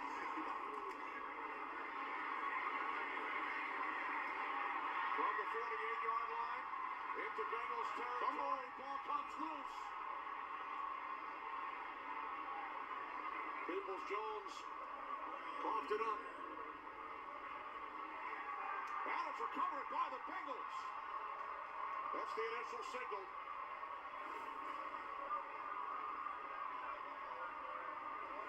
Punched out. Oh, that's a peanut punch. By Mike Thomas. Like that, Mike Thomas giving Peoples-Jones a taste of his own medicine. They had the pass break up on him on the third down. He goes right down on special teams, punches that ball out. Bam, right there. Peanut Tillman was on the Fox pregame show talking about the peanut punch. He was definitely watching. Long-time Chicago Bear. He watched, took notes. Paid off for Thomas. Yes. Why choose proven quality sleep from Sleep Number? Because every great play starts the night before. My Sleep Number 360 smart bed tracks my circadian rhythm, average heart rate, and breathing rate, so I know how well I'm sleeping. It's also temperature balancing, so I stay cool. And it senses my movement and automatically adjusts to help keep me comfortable all night. Sleep Number takes care of the science, so I can focus on other things. The Sleep Number 360 smart bed is on sale now, only from Sleep Number. Baby got back.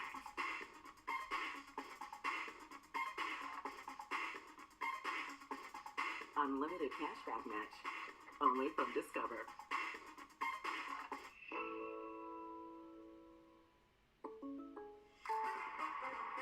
So if I was a primetime game show host, could I stick with the Rogers rate? Yeah. State Farm has rates that fit any budget. Thanks, man. Like a good neighbor, State Farm is there. Call or click to get a quote today. This is the move right here. Boom. Boom. My turn. My bag of chips for your contract. I think we have different definitions of sharing. That's how you can divvy it up. Wow. So generous. Tony De La Rosa. I just have a couple questions. Tomorrow, nobody can find out what happened here. The Cleaning Lady is TV's must-watch new drama. Your son is sick. I can help you. We both know that you're not telling me everything.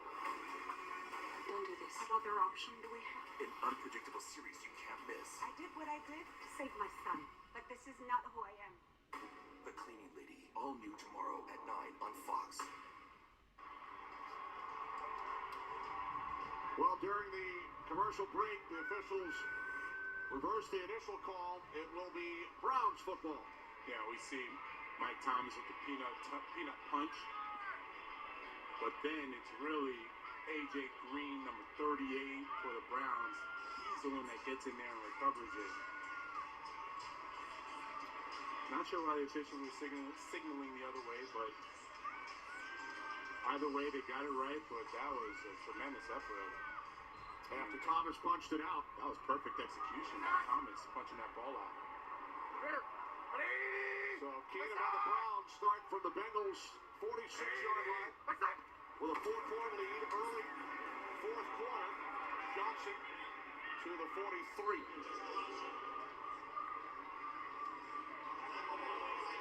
Browns have been outscored by 51 in the fourth quarter, but they have an opportunity here to add to their lead. Getting back to the wackiness in the AFC, Pittsburgh still trailing Baltimore by 4. If the Steelers come back and win, coupled with the Colts loss, Pittsburgh can clinch a playoff berth as long as the Raiders-Chargers game does not end in a tie. That's the wacky Week 18. And how about the Ravens? They needed 4 things to happen And 2 of the 4 going their way. They lead the Steelers. Colts are losing. They would also need a Chargers loss and a Miami loss. Dolphins take on the Patriots later today. So there's still a lot out there in the AFC. Bengals with 6 possible opponents next weekend. Yeah, well, the Bengals, they really need to focus on, these stats that we're looking at. They're getting doubled up on yards. Rushing hasn't been there. Passing game, okay at best.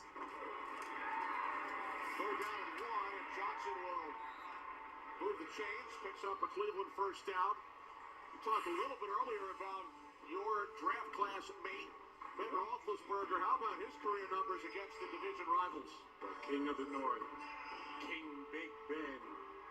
And he, along with some very, very tough defenses, they ruled, man. Just look at that. They ruled the AFC North. Won 2 Super Bowls. Remember going up against him. The offenses that they had, trying to match their hits with their defense. Some tough outs, man. Some tough outs. There's Johnson, stays on his feet, cuts to the outside. We talk about that 2004 draft class. Eli Manning, Phillip Rivers, Ben Roethlisberger, and Jonathan Vilma, number 12 overall by the Jets. Yeah, see, I need to show this to my daughter. She thinks like I stunk at football. I was actually pretty good, Sometimes I was pretty good, and I remember that one clear as day. He actually beat us, as I said, in the playoffs. And, we knew that we were going to have some nice matchups down the road. He was going to have a long career, as he did. It's a game of attrition. His body couldn't hold up anymore, but, future Hall of Famer, no doubt. You still look exactly the same as you did that day. Thanks. So basically, I look 40 years old when I was 20. Thanks. Thanks. Ravens leading Big Ben to the Steelers. 10-6.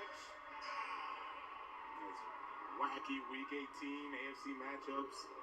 A lot of upsets, and don't ever tell me that these games don't matter. Jacksonville has literally nothing to play for, and they're beating the brakes off the Indianapolis Colts. Rennell Wren is the injured Bengal. Johnny Drac? You're human and I'm a monster. I have a dad bod. The hotel What is going on? is going through monster changes. Lobby? If we don't fix you, you'll be like this forever. The mission is to turn the pack back. Yeah, mosquito. I got him, Johnny Wayne. Hotel Transylvania Transfermania. Rated PG. Coming soon. Exclusively on Prime Video. What if your resume was more than a resume? What if it could adapt and improve? What if it opened doors you didn't know existed? Created opportunities that let you be seen, heard, even help get your foot in the door? I got it. An Indeed resume never stops working for you. Cutting your burrito? You're such a Virgo. And you have serious Libra vibes. You got 2 different burritos because you couldn't decide. It is not an easy decision.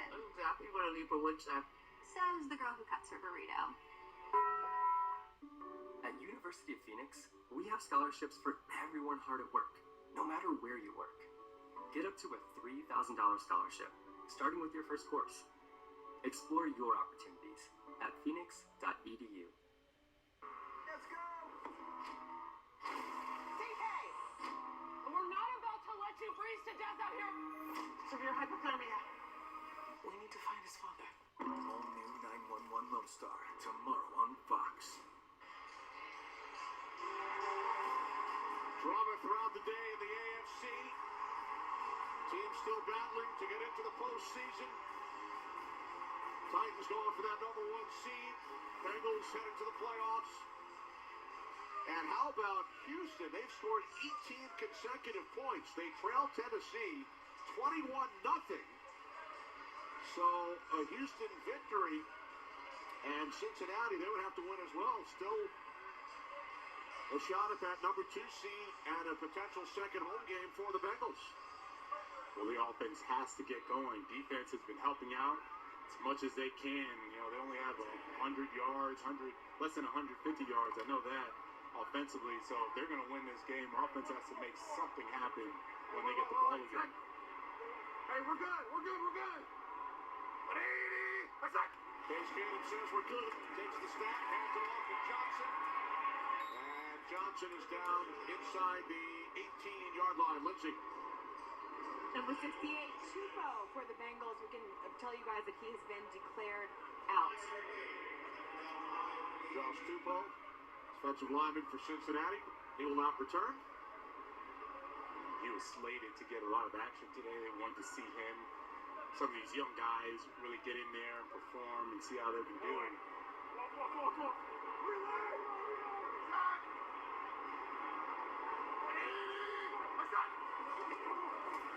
Second down and 5, Johnson. Johnson picks up a Browns first down. So again, the Browns would get the number 2 seed, or the Bengals with a win over the Browns. A Titans loss. They lead by 3. And then they would need either a Bills win or a Patriots loss later today. Yeah, nothing is far-fetched. Titans hold a slim 3-point lead, and then, of course, the Bills, they're going to want to win the game. We've seen how these games are going right now. Injuries continue to pile up for the Bengals. My daughter has type 2 diabetes, and lately, I've seen this change in her. Once weekly Trulicity is proven to help lower A1C. It lowers blood sugar from the first dose, and you could lose up to 10 pounds. Trulicity is for type 2 diabetes. It isn't for people with type 1 diabetes. It's not approved for use in children. Don't take Trulicity if you're allergic to it. You or your family have medullary thyroid cancer or have multiple endocrine neoplasia syndrome type 2. Stop Trulicity and call your doctor right away if you have an allergic reaction, a lump or swelling in your neck, severe stomach pain, changes in vision, or diabetic retinopathy. Serious side effects may include pancreatitis. Taking Trulicity with sulfonylurea or insulin raises low blood sugar risk. Side effects include nausea, vomiting, and diarrhea, which can lead to dehydration and may worsen kidney problems. Ask your doctor about once-weekly Trulicity. Monday payday, Tuesday payday, Wednesday payday, Thursday payday, Friday payday, Saturday payday, Sunday payday.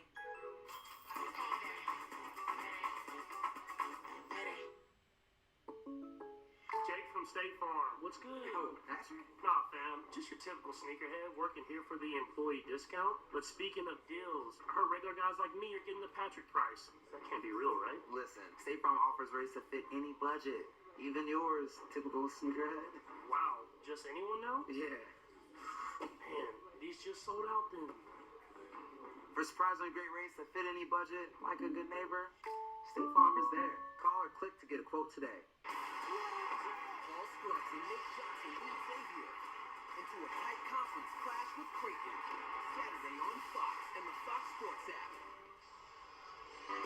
We salute the great folks who help us bring the games into your living room each and every Sunday. Win Bernfeld, Dave Hochmeyer, Alan Andrasik, Michael Smoley, Mike Ratus, Anthony White, Ben Nelson, Mike Steveback, Noah Hanstedt, Cody Novak, Sarah Shields, Kevin McCloskey, Chip Weaver, Carly Smith, Don Shea Brown, Steve Malone, Nick Marcinkowski, Ryan Kenya, Levi Orsinger, Mark Walford celebrating a birthday today, and last but certainly not least, Sid Drexler and Jared Wagrani. They are with us each and every week.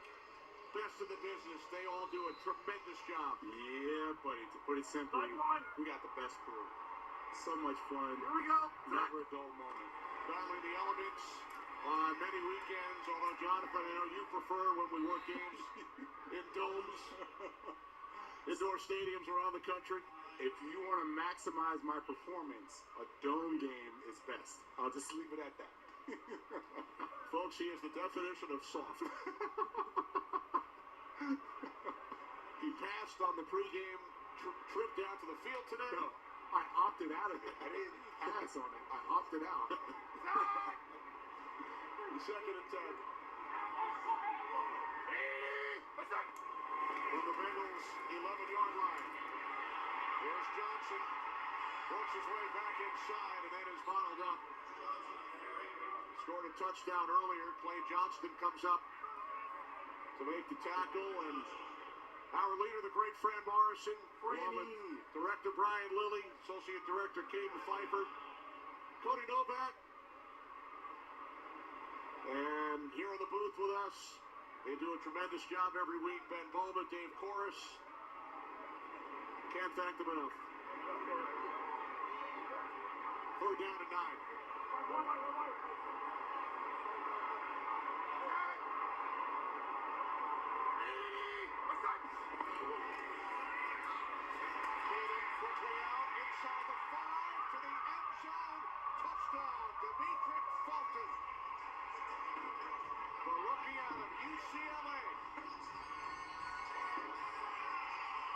And this was a nice adjustment.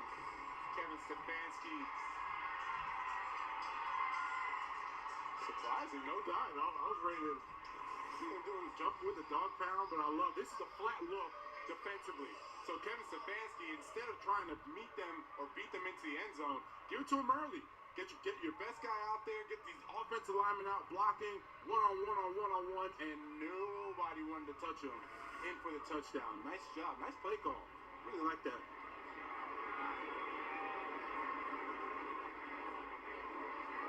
Second career touchdown for Felton. Extra point from McLaughlin. Just over 7 minutes remaining in Cleveland. Browns lead the Bengals by 11.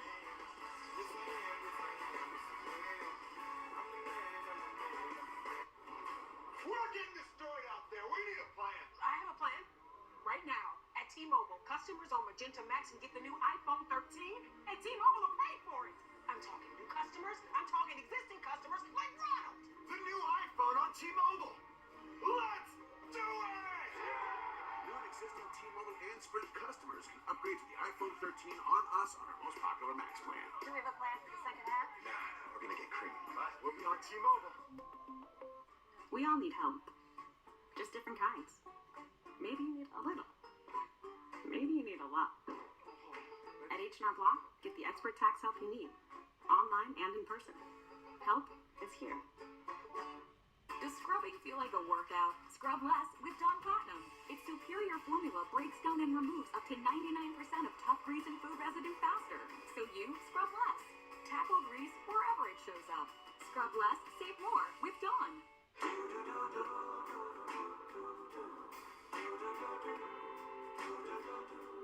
I've got that blue sky. I've got that sunshine.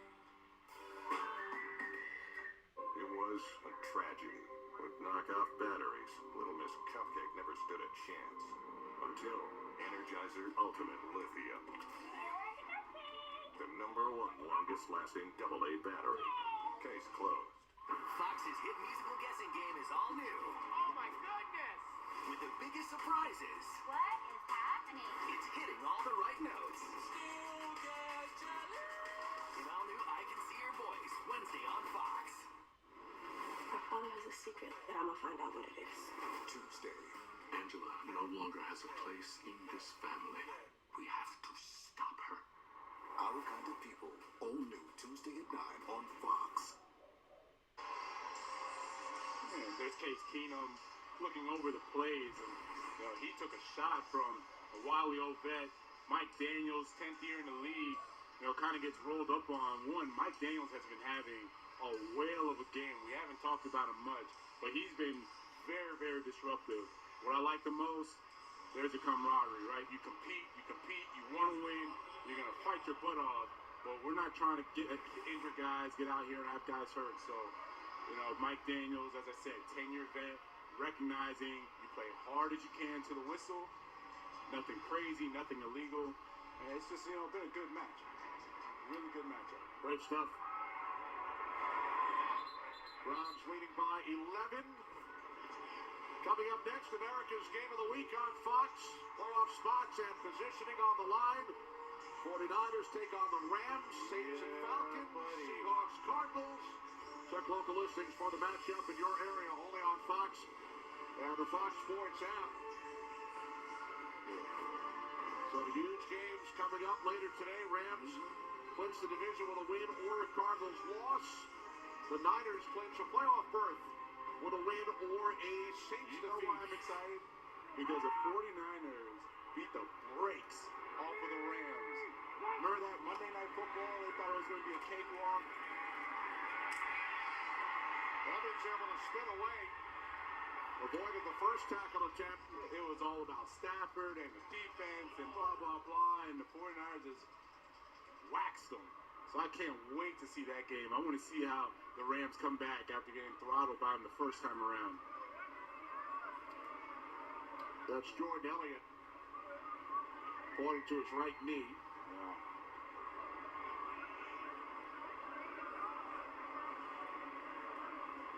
Tennessee has scored. They have extended their lead to 10 over Houston, 28-18. 7 minutes remaining in the fourth in their game.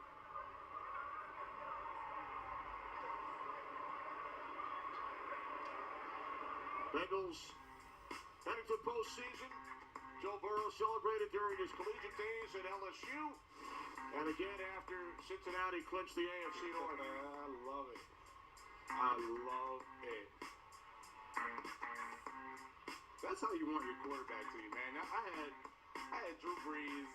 I was lucky to have a quarterback that was fun like that, man. You know, it's one thing to, get it, face of the team, etc. And it's another one, you just want to be with the boys. You want to be one of the guys. Now, all that being said, this is really what you want. You want your quarterback to be best in completion percentage, best in yards per attempt, second in QB rating. That's what you really want from your quarterback. That's why he's smoking the cigars and having a lot of fun and everyone's buying in. He set franchise records for passing yards and touchdowns in one season. Sitting this one out through a combination of a right knee injury and quote rest. That is how it was listed on the injury report. On the screen it's Evans, but he has been immediately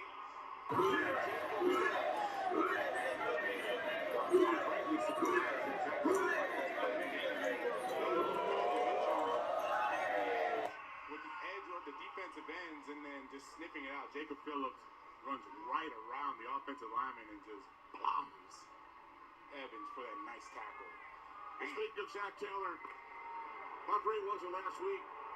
They clinched the North, and then less than 2 hours later, he's at his son Brooks' basketball game.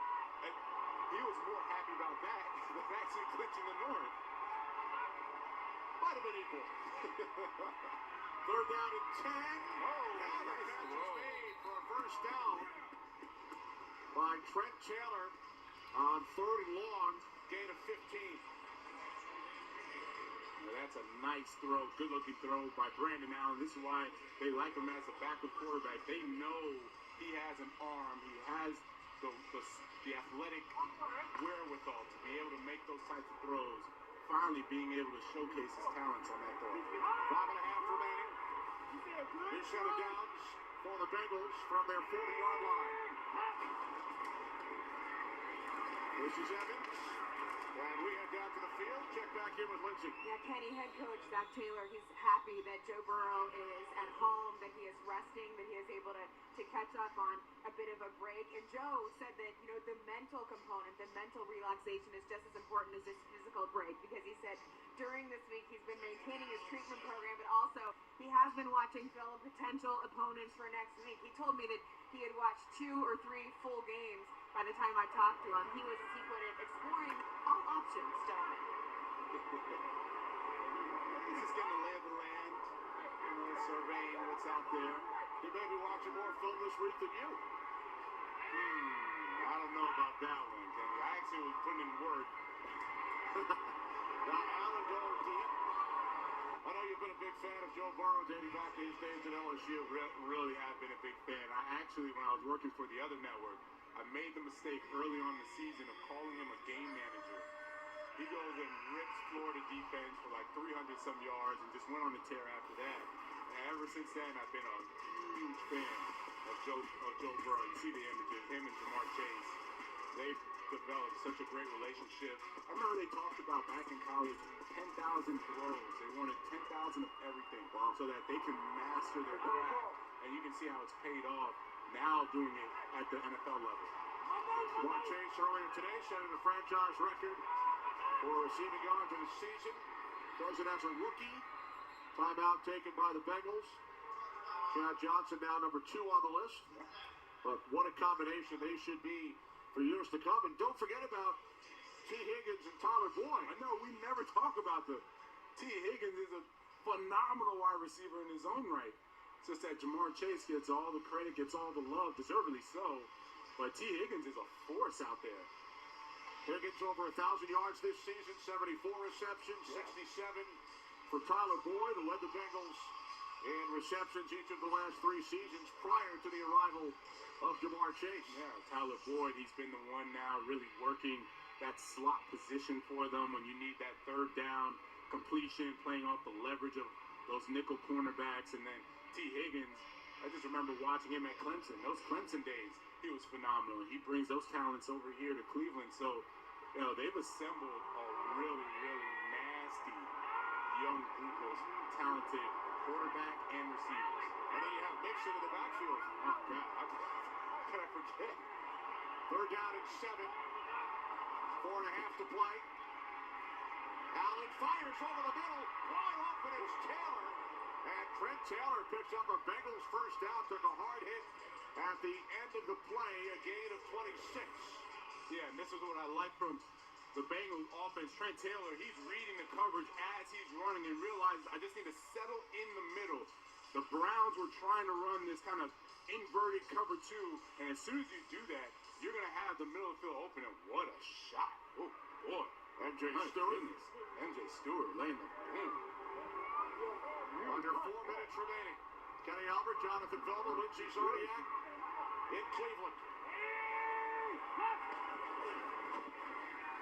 From the 31, Allen rolling right, and then he dumps it off to the tight end Wilcox to Los Angeles for a game break. Carissa. Thank you, Kenny. Well, if this holds up, it looks like all roads lead to the Titans locking up that number 1 seed in the AFC. Tannehill to Julio Jones, 3-yard score. Titans in front, 28-18.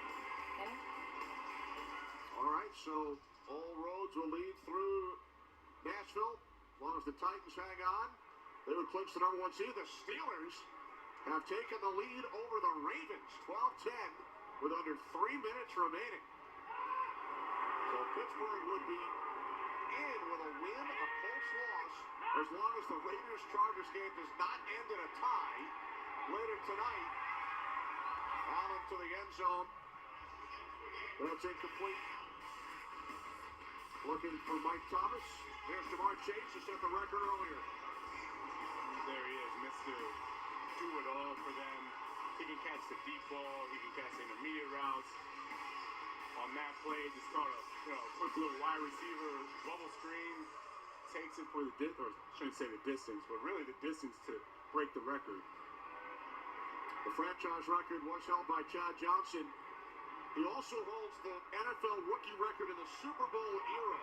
Back in 1960, Bill Grillman of the Houston Oilers finished with 1,473 yards. That's 18 more than Chase this season.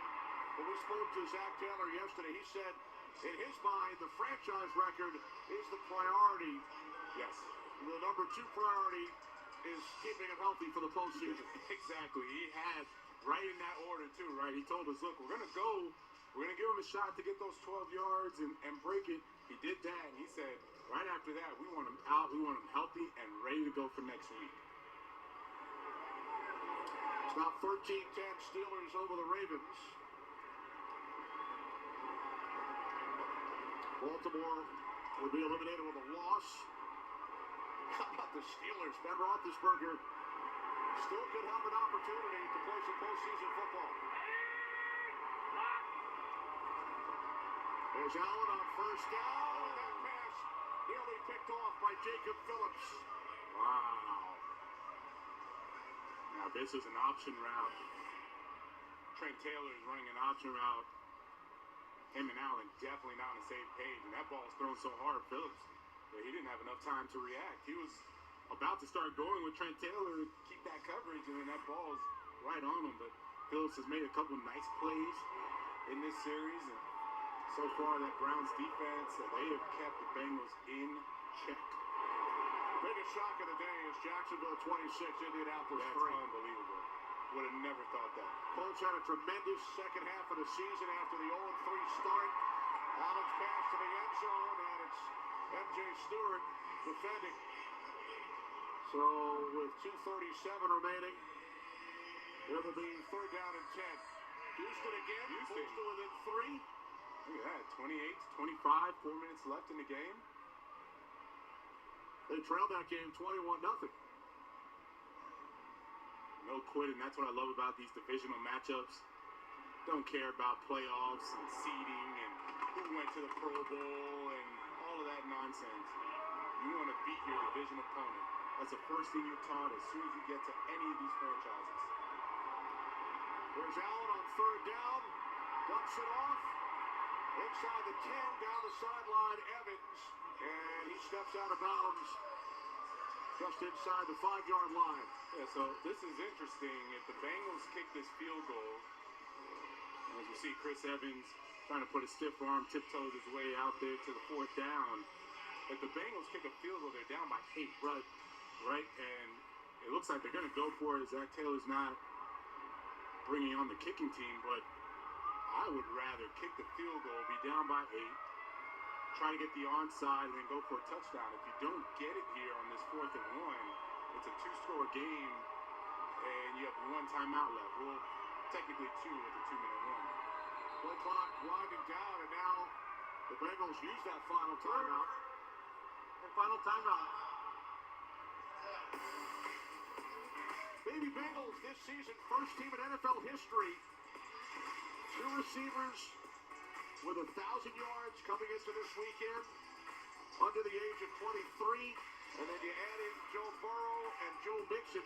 First team in NFL history. Ready for this, Jonathan? A 4,000-yard passer, 1,000-yard rusher, 2,000-yard receivers, all 25 or younger. The future is certainly bright, Roger say, in Cincinnati. Zach Taylor has set himself up for the future. These next 5 years, if you can keep all of those guys, unfortunately, the business side may take over and contracts and people wanting money, but wow, this is a great assemblage of talent that he has to work with. Remember last year they were the only team in the division to miss the playoffs. They win the North this season.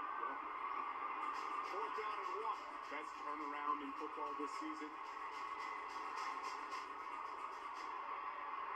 Allen on 4th down. Catch is made by Evans for a Bengals touchdown. They go for it on 4th down, and it pays off.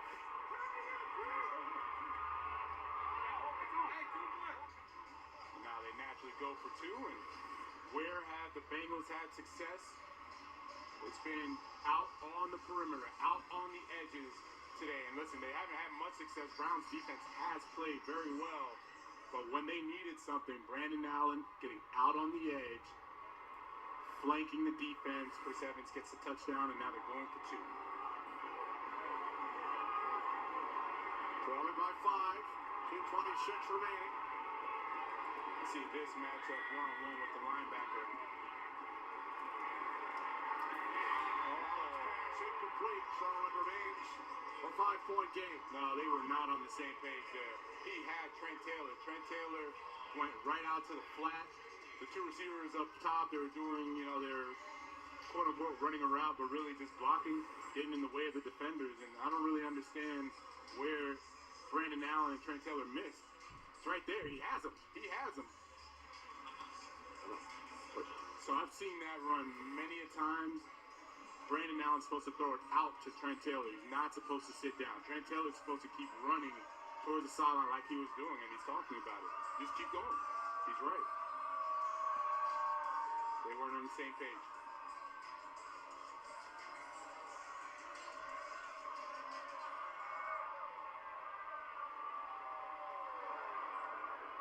Indianapolis now trailing Jacksonville 26-11 with 4.5 remaining.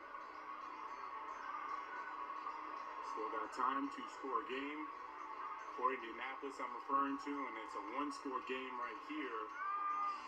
Bengals with no timeouts. They're going to go for the onside kick. Still have the 2-minute warning.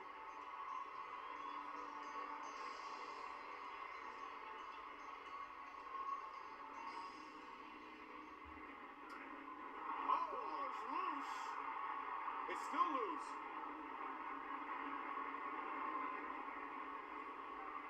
Bengals say they have it. Officials attempting to get to the bottom of the pile.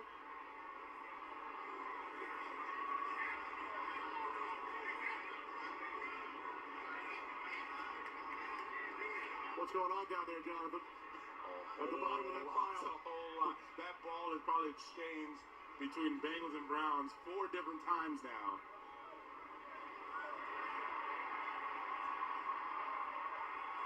Meanwhile, nobody wants to get up.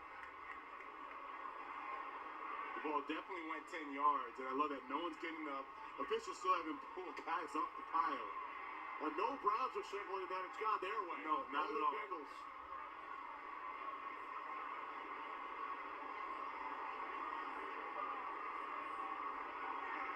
I mean, at some point, the officials got to get these players off and figure out who's holding on to the ball.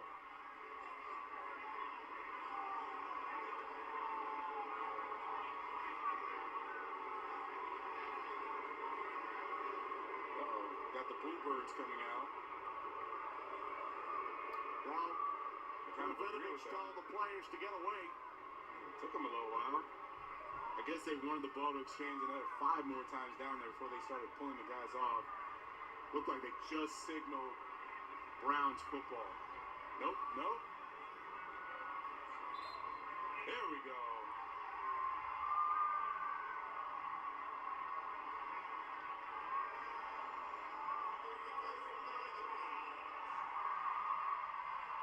It is official, Kenny. Browns. How many officials does it take to get to the bottom of the pile? They still fighting. 2, 2, 3, please. Cleveland ball, first out.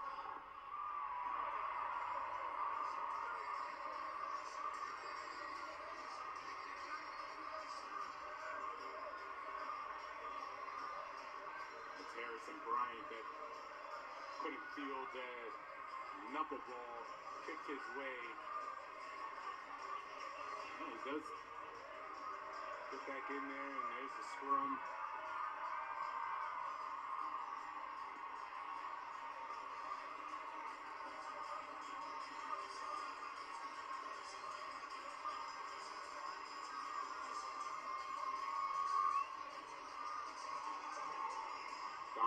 Jones getting in there. Let's see. Looks like AJ Green was the first Brown. There's Green 38 in there, and then nope, it slips out behind him. And then it looks like Harrison Bryant is over there trying to hold on to the football. He was the one that couldn't field it the first time. He gets right back in there. Looks like he's trying to hold on to the football. We're going to 4-4. Bengals out of timeouts.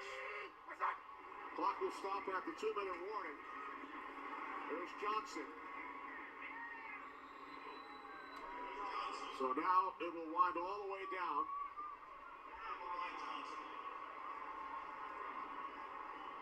Pittsburgh and Baltimore now tied 13 apiece in their game with just over a minute remaining.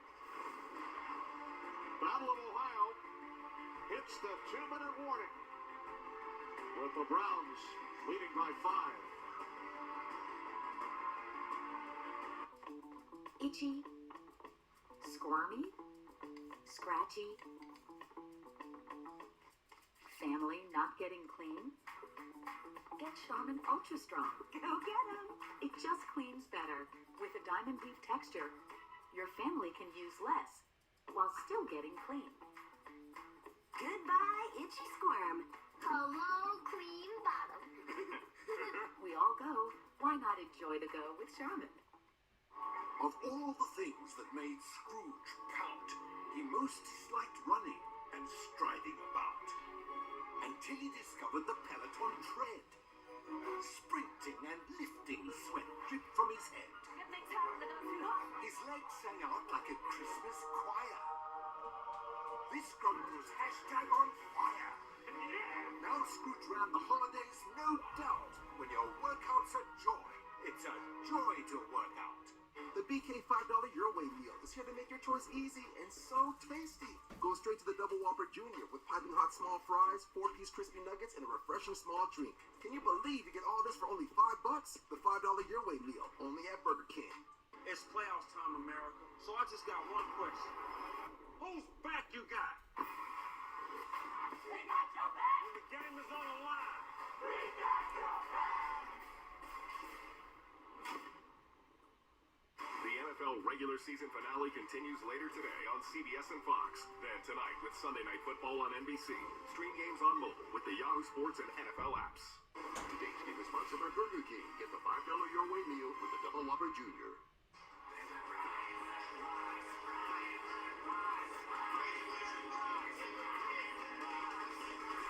Another look inside the Rock and Roll Hall of Fame here in Cleveland.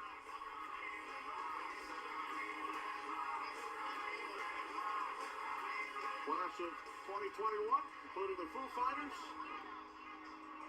Browns lead the Bengals by 5. 2 minutes remaining. A first down by Kevin Stefanski's Browns will end it. State Farm game break coming up. If the Bengals stop the Browns on 2nd and 3rd down, keep them from picking up a first, Cincinnati can get the ball back with around 30 seconds on the clock. Right, assuming that the Browns stay inbound, don't throw an incompletion. There's Johnson with the very push. close, very He's close. Looks to be just short. Cincinnati with no timeouts. From what Case Keenum said, the food tastes better with a victory, music sounds better. Everything was better for him. Everything. They are inches away from putting an exclamation point on this one. And a very solid performance. Case Keenum did have that costly interception to end the half.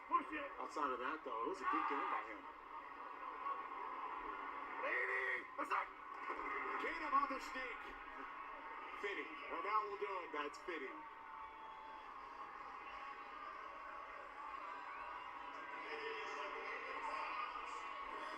And this will seal it, Kenny.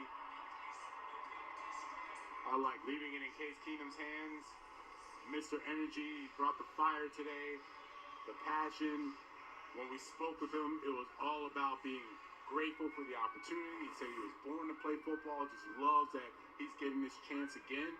And you see how he led the team to this victory, beat them twice. Now, this is not 4 in a row for the Browns. Right. If there's something to brag about, they beat the Bengals 4 times in a row. You don't see that happen often in divisional matchups.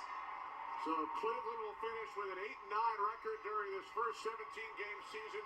Bengals 10-7. They will finish in either the number 3 or 4 spot in the AFC. 28th season of the NFL on Fox. Jonathan, love working with you. Really enjoyed it. Likewise, my man. Likewise. This was great. State Farm game break is coming up. For Jonathan Vilma, Lindsay Sarniak, Sarah Walsh, and our entire crew, I'm Kenny Albert saying so long from Cleveland, Ohio, as we head to Los Angeles for the State Farm game break with Kurt and the gang. It's coming up now.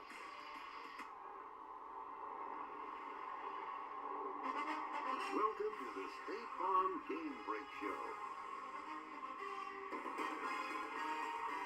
Well, a big one in America's Game of the Week coming your way in just a bit. Jimmy Garoppolo will start for the 49ers. The game they have to win in order to get into the playoffs as they visit the Los Angeles Rams.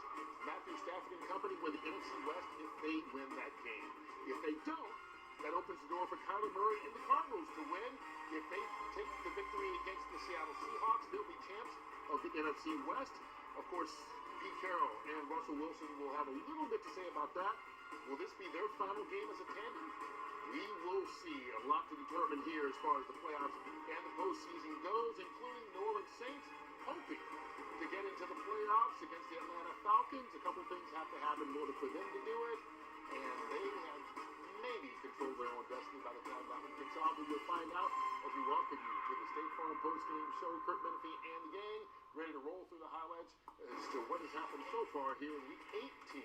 All right, Case Keenum getting the start in for the Baker Mayfield. For the Cleveland Browns, play action down. Looking for Jarvis Landry on a quick, actually a 22 dig route. Top of the dig, 22 yards. Touchdown of 26 yards. Cleveland up 7-0. Hold the Cincinnati fourth quarter. Keenum then finds Demetric Felton. Good job by Felton getting in for a 10-yard touchdown. Cleveland goes on to win this football game 21-16 over the visiting Cincinnati Bengals. Steelers and the Ravens.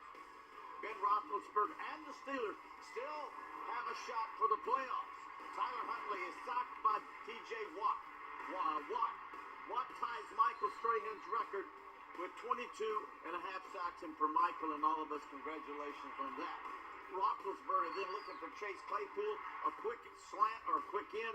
There it is, touchdown of 6 yards, 13-10 Steelers. And then under 2 minutes left in the game, Justin Tucker hits this 46-yard field goal. And right now we're tied up in Baltimore. Pittsburgh 13, Baltimore Ravens 13. Titans at the Houston Texans. Houston, remember earlier in the season, beat Tennessee. Quick look, A.J. Brown went down, turned around 8-yard zone, caught it, spun to the outside, nobody there. 14-0 Tennessee, looks like a rout. Then, back in the end zone, Tannehill finds Julio Jones, a 3-yard touchdown. Houston has come back behind touchdown passes by Neal, 28-25 right now, Tennessee. That's a final now. Tennessee wraps up the #1 seed in the AFC. Maybe the shocker of the day, both at Jacksonville. Not maybe, but who would have thought this? With everything riding on the line, all you got to do, Colts, is win and you're in. Wentz is picked by Damian Wilson. 2 interceptions by Wentz in this football game. Then just a great job by the #1 pick in this year's NFL draft. Trevor Lawrence rolling right, avoids the sack, finds Marvin Jones. 3-yard touchdown, both feet in, 26-11. Jacksonville on top of the Colts. Packers at the Lions. Packers have clinched the #1 seed. There's Aaron Rodgers, perhaps winning the MVP in back-to-back seasons. Then turns it over to Jordan Love. He screen passes to Joshua Iguara. Thank you. What took you so long? 62 yards. DeAndre Swift takes it, goes 14. Swift, this is a great thing. This is a kid in Detroit. Great out of the backfield catching, great running with the football. 37-30 now. The Lions beat the Green Bay Packers. All right, Washington beats up on the Giants to end the season. And Minnesota with a big second half comeback, knock off the Bears 31-17, the final there. All right, so far what we have seen here, Michael, I'll start with you. Tennessee, once again, officially wraps up the #1 seed in the AFC. Indianapolis, all they had to do was beat Jacksonville, and they would be in the playoffs. They're getting thumped right now. That game hasn't quite officially gone final, but it's pretty close. I mean, they're down big. If Pittsburgh beats Baltimore, Indy has 0 chance of going to the playoffs. I guess that game is now a final. Pittsburgh has gone into overtime, tied at 13 with Baltimore. So because Indy lost, of course, if Pittsburgh wins, then Indy's out of the playoffs. I want to tell you, you could, if you would ask any of us sitting here at this desk, that there's we're all going at our that if they could knowing what's on the line, we all would have bet the house that Indianapolis was going to win this game. But it just goes to show Jonathan Taylor just wasn't enough. Carson Wentz has to show up. You need a quarterback who can move the ball down the field, because Jacksonville came out today ready to play defensively, shutting down, intercepting balls, getting sacks, doing everything that they needed to do to compete. And Indianapolis just did not show up to compete today. And now Pittsburgh, now seeing this, they must know that we have a chance to make the playoffs. And they're going into overtime. So, you know, a lot of fans are watching. And I'm sure there are a lot of Colt fans that are saying, wait a minute, we gave up a #1 for Wentz. We thought. And at some point, it looked like it was a good trade. And now it's looking a little questionable. He hasn't turned the ball over once on the road this year. And today was just a bad time to have a bad game. Exactly. I mean, you go to Jacksonville and you say, it's a lock. We had Pittsburgh 5 weeks ago dead. They're done. Now they're in overtime to get in the playoffs. Yeah. It's amazing. And if Pittsburgh wins this game, and as long as the Sunday night game does not end in a tie between the Chargers and Vegas, which obviously the odds are that it won't, then Pittsburgh would make it into the playoffs. But first, they got to win. And right now they're in overtime against Baltimore, a team that mathematically is still in it as well. The playoff picture probably won't be settled until the evening is over, but we got much more to talk about. That's the story of the AFC. In the NFC, we'll help break things down. A big part of how this will finish. Will be the Rams and the 49ers, and how that game plays out. We'll talk about that when we continue here on State Farm's Postgame Show.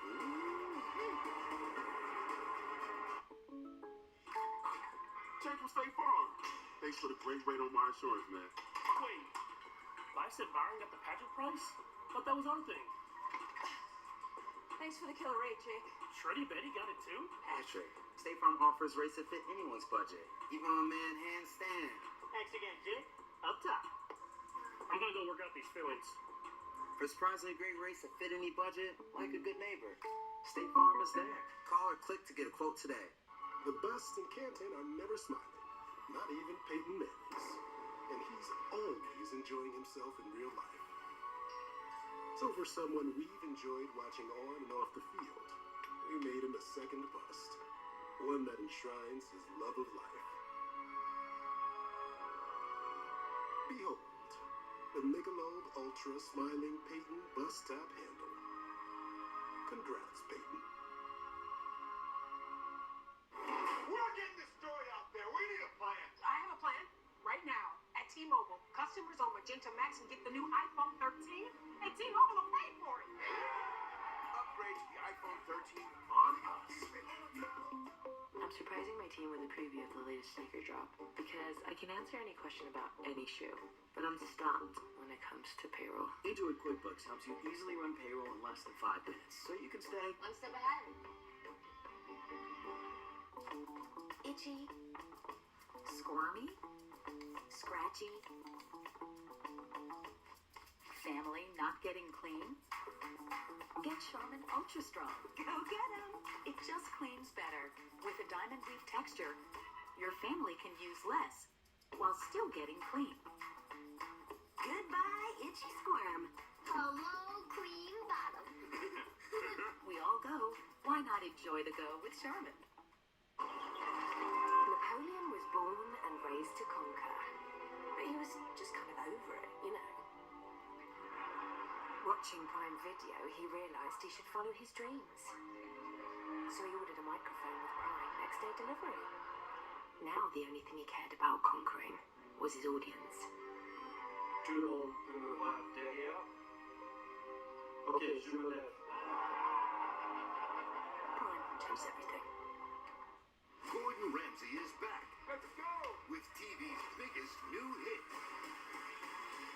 This is Next Level Chef. And Fox Wednesday, the teams take on Italian night. Yes, sexy food. But if these chefs think they're cooking next level, A little scared of the dungeon. I don't know what's down there. Something feels like it's hurry. forget about it. This is another level of anxiety. Understand the competition. This is gonna be bad. Next Level Chef, Wednesday at 9/8 Central on Fox. It's pretty simple. For the San Francisco 49ers, as they huddle up, getting ready to visit the Rams, they win, they clinch a playoff spot. If they lose, they're going to need some help in order for that to happen, because a New Orleans victory would eliminate them, but that's a lot of ifs, a lot of ands, but we're going to wind our way right to that game right now. I wonder how you're going to wrap that up. Eventually. Let's talk about this game, and I'll start with you, Michael.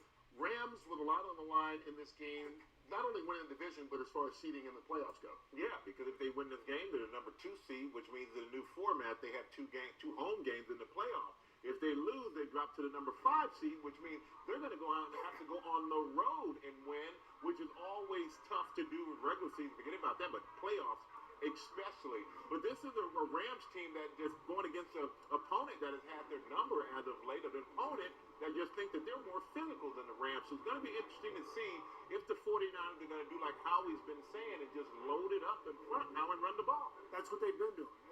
They won 5 straight. They ran the ball 44 times the last time out.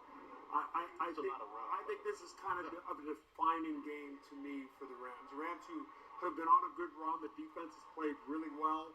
I think their quarterback has struggled at times during the game, but played well in the fourth quarter at the end of games. And I think that's something that they can hang their hats on. But you've got Arizona also playing in Seattle. They're waiting to see what the Rams do. They could win the division. Yep. Tampa Bay could be the number 2 seed. New Orleans, to me, is the most incredible. I think Sean Payton has done as good a job as anyone in football. I don't know what's held together with duct tape and glue more. his offensive lineup or my body. And he has, what, 4 quarterbacks, Sean Payton? Right. 4 quarterbacks. 4 starts this year. Yeah, it's amazing what he's done down there. Now they're in position, if the Rams win and they win, they're in. Well, you have to go back. This is always about quarterback. I know you guys probably won't hear that. It's all about quarterbacks, and I would say Garoppolo coming in with a busted thumb and a bad ligament on his throwing hand, on the thumb on his throwing hand. I don't know how he does that. Or so a lot will be on him. You're talking about They're the Rams. concerned about the grip. Yeah, but they're running the football, which is perfect for him. If you look on the other side, Matthew Stafford cannot be hot and cold. He has to be hot at home. He has to get the ball out. He has to get it deep. He has to score. Scoring early puts the pressure on the 49ers, forcing them. Well, we can't just run 11, 12 play drop. We got to match their scoring potential. And that's always been kind of the question with him. You know, always a brilliant talent in Detroit, but where were the big games? Did he play in big games? How did he play in big games? Right, and that's the point. We don't know, and now we get the one about Stafford. Yeah, because he's always been the top talent on the team, and you always felt like if you put the pieces around him, now he has the pieces, so there are no excuses. Let me ask you this question here, because we always talk about how smart Sean McVay is and how dominant he is, and he is. But he's 0-5 against the 49ers as a team. When you haven't beaten a team, even if you think that you've got more talent, and you're 0-5, those get in your head at all? Some teams match up against you extremely well, and it's hard to beat them. Do you think about that when you go into a game? Absolutely. And Yeah, you think about it all week long. Those 3 coaches, LaFleur, McVay, Shanahan, they're linked together. They were on that Washington staff. They run the same offense or variations of it. You can make the case that San Francisco's offense or their version of that offense is a lot more physical. It's surgical run game. And when you're a player on the field, Kurt, that's a great question, because when you're out there on the field and you know a team has your number and you just can't get over the hump, there's always a point in the game where you hit that button where it's tough and you think, oh, is this what it was before the last 5 times, or do you push through it? And we always talk about, the mental toughness of the Rams, that they have the grit. This is a chance for them to show the grit, because they're going to get to that point in the game where they're going to have to say, hey, this is what it seemed like in the past. I think Shanahan, you're talking about McVay and Shanahan, I believe that Shanahan is way more patient with his football team, offensively especially, than McVay is. McVay is showtime, you know what I mean? He's more committed to a surgical run game, and a big part of that run game is Trent Williams. And Trent Williams, I guess, from what I'm gathering now, is elbow injury, questionable to out. Yeah, he's not playing. Which is huge. Officially out. Huge for them. Yeah. Hey, one game that we have not talked a whole lot about here, if the Rams lose this game, then the door is open for Arizona to win the division. And remember, everybody was on the bandwagon when they were 8-0, then everybody jumped off the bandwagon. Would this put you back in believing in Arizona if they wind up beating Seattle and winning the West? That would be back-to-back wins, and that game last week, Dallas game helped them out big. That helped them mentally, and I think it helps people who are kind of on the bandwagon before jump back on. But you don't listen, no, we don't get off the bandwagon. We are perplexed by how you can be so good. That's exactly it. You get disappointed. Yeah. Largely because you said there's a lot of talent there, and it's like end-of-game situations. You've seen it, where the entire offense thinks you're spiking the ball, you're not. Aaron Donald gets the sack at the end of the game in the Green Bay game when Green Bay went to Arizona with a depleted offense, and Kyler Murray marched them down the field 90-plus yards, and A.J. Green thinks they're running the ball, and he's throwing the ball. It's perplexing to me. Those are the things that really frustrate you. Well, it's also one of those, with Arizona Cardinals, we talk about some of the injuries that they've had too. And when they get those guys back, how do they play? How do those guys fit back into the system? Do they pick up where they left off? Or do they, have to start all over again and struggle? Because the playoffs is the wrong time to try to pick back up and try to figure out your position on that field when you're coming back in from an injury. But they have the players, they have the talent, they had lost their confidence at one point. And, I think that win against the Cowboys was a big one for the confidence. One of the things we know, it's hard to believe in this NFL that when you get crucial games like this, that you can actually lift yourself a little, you can elevate yourself to play a little harder and a little faster. Well, just imagine if you get into the playoffs, you lift it even more. You even surprised yourself. and how well. It's a different level every You step of the way. you get a guy like J.J. Watt back, which they could possibly get back. That's a huge lift for them. Hopkins is a huge lift for them. He's huge. He's the biggest Arizona's a talented football team.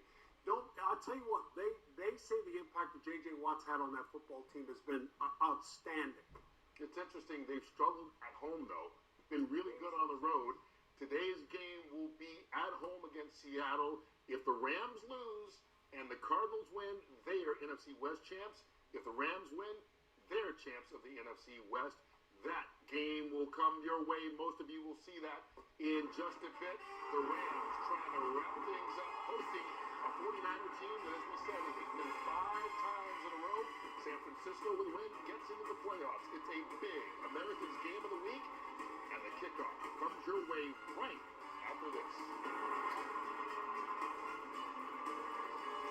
TK, we're not about to let you freeze to death out here. Severe hypothermia. We need to find his father. All new 911 Lone Star tomorrow on Fox.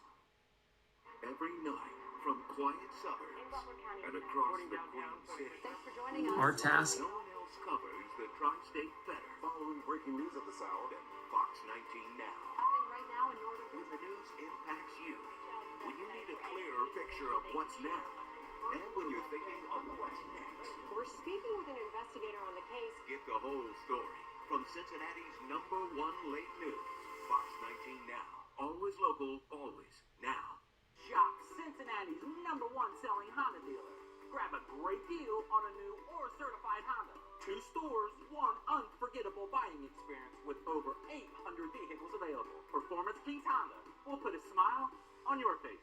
We're the original owners of the home. The upstairs was much warmer, at least 4 or 5 degrees hotter than it was downstairs. Logan was recommended, and I started reading all the reviews on Google. I mean, I was expecting high quality. Train is one of the top in the industry. I'm very happy with the equipment. Logan Company seems very professional. It seemed to care about my family and myself. You know, I talked to my neighbors, people at work, and I have strongly recommended Logan. Just love how comfortable it is in the house right now. I definitely would recommend Logan. PerformanceKingsHonda.com is at your fingertips, where you can buy your next car online, find your next vehicle, and apply for financing. Need service? You can schedule that too. PerformanceKingsHonda.com. We'll put a smile on your face. Know what's now. Instant alerts, breaking news, and the latest coverage from across the tri-state. Download the Fox 19 Now News app.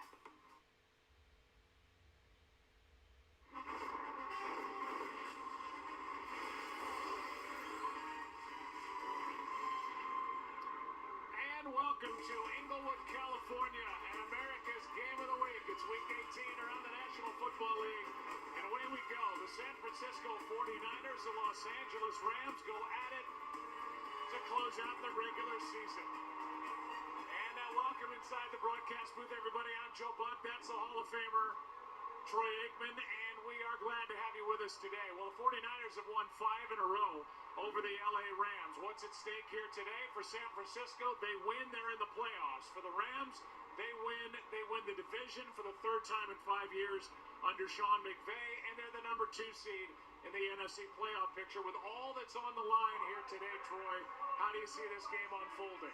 Well, you look at these two teams, they clearly know each other very well. These coaching staffs know everyone very well. And then, so why have the 49ers been able to win the last 5 games? Well, under Kyle Shanahan, we know that they like to run the football, but especially against the Los Angeles Rams. They are very physical, and they have pounded them pretty good, and they've been able to take the ball away. That's going to be the key, once again, for the 49ers, or at least the formula that they're going to come into this game with. Now, the bright spot for San Francisco is they got Jimmy Garoppolo back. He's playing with that thumb. How effective will he be? We're about to find out. Yeah, and we'll find out more specifics about it as we go down to Tom Rinaldi. Well, Joe, the Niners' playoff chances rest largely in Garoppolo's hand, that throwing hand with that torn ligament in his thumb as well as a bone chip. Kyle Shanahan told us he watched him make every throw in practice all week, which is why he's the starter. Speaking of Garoppolo's pregame, he showed us the tape job on that thumb. We'll talk more about that as things go through, but said the throws 20 to 30 yards, the driving throws at the least arc, that's where it affects him most, but he's got to grip the ball tightest. Also have to get it out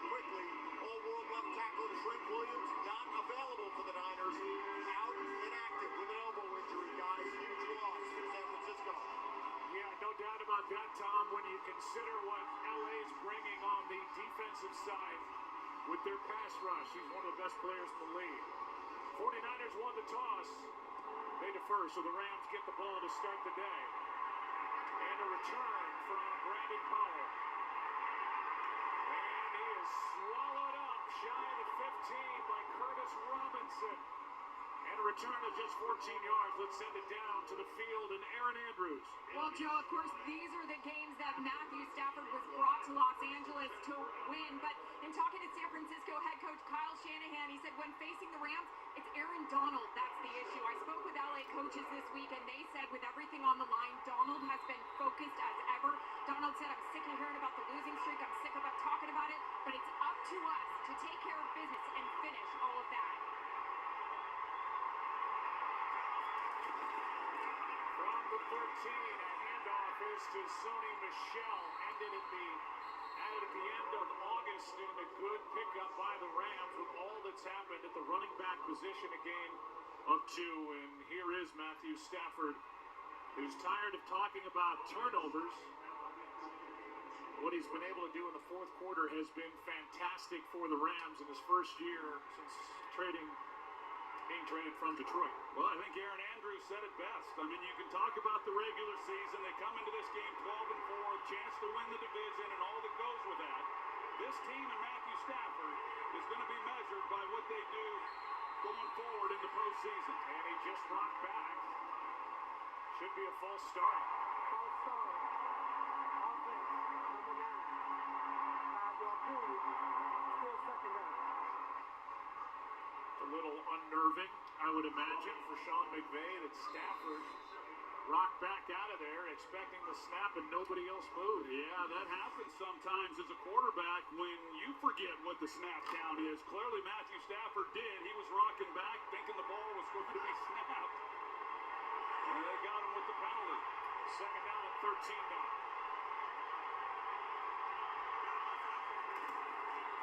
They hand him a shell. Brought down almost immediately by former Ram Samson Ebukam. You know, I think going back to that Week 10 matchup between these two teams, I thought the Rams, even though they got behind early, they really abandoned the run. They only ran the ball 10 times in that game. They come out here to start this opening possession, run the ball on first and second down, nothing to show for it. They're down at 12, and what a catch by Beckham. A big first down in this initial possession, and Beckham with great hands, able to haul it in. Wow, you're not kidding, because Emmanuel Mosley, who has missed the last 4 games, he gets the start today. He was all over it, but because of the placement of this throw by Stafford, he's able to give Beckham a chance to go up and make a play. That is strong hands by Odell Beckham to be able to haul that in and move the chains on 3rd and long. Beckham has been better than even the Rams could have hoped for when they signed him after the Browns cut him loose. Stafford underneath to Akers just into the game in his first game action since tearing his Achilles tendon back in July. They thought he would be lost for the year. He healed faster than most would, and here he is. Yeah, it's hard to believe. That typically is a year recovery for a running back to have torn his Achilles tendon in July, and here we are in January, and he's on the field playing this season. Pretty remarkable. The Rams just checked in 2 extra offensive linemen on 2nd and 8. Sony Michel back in the game.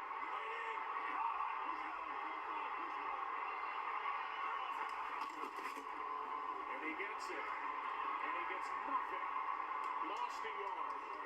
Extra offensive linemen or not, this San Francisco defensive front that's been so good over this 8-game stretch is there to bring him down. Here's the offensive line and now the backs and receivers as this group tries to find their second first down in this first possession. It's always a little tough to run the football early in games, or typically it is. Things soften up as you move through the game.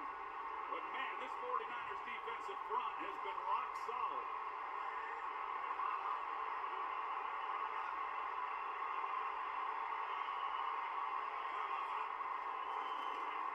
They're down at 9. Stafford floats it. He's got Cup. Cooper Kupp spinning and still rolling down inside the 30. What a play.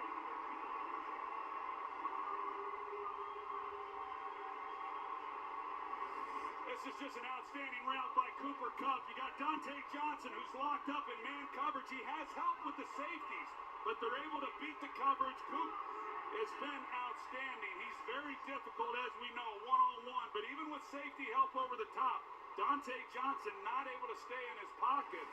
That's two big third down conversions now for this round's offense. 46 yards on 39. And catch number 139 for Kupp on the season. Here's Michelle, and there's just no room. A gain of 1 as we look at this defense. D'Amico Ryans calling the shots now with Robert Saleh leaving and becoming the head coach with the Jets. That group up front has been outstanding. It's all about the defensive front. They've gotten better as the season has gone along. D'Amico Ryans right there, the defensive coordinator.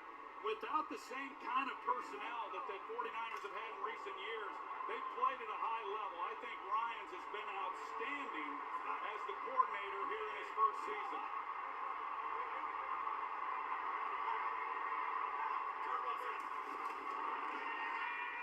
Here is a screen for Higbee.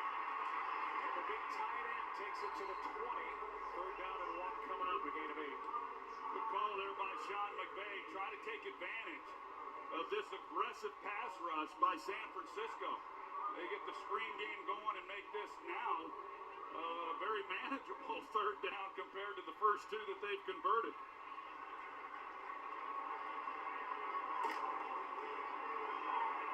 They've converted 3rd and 12, 3rd and 9, now face 3rd and 1.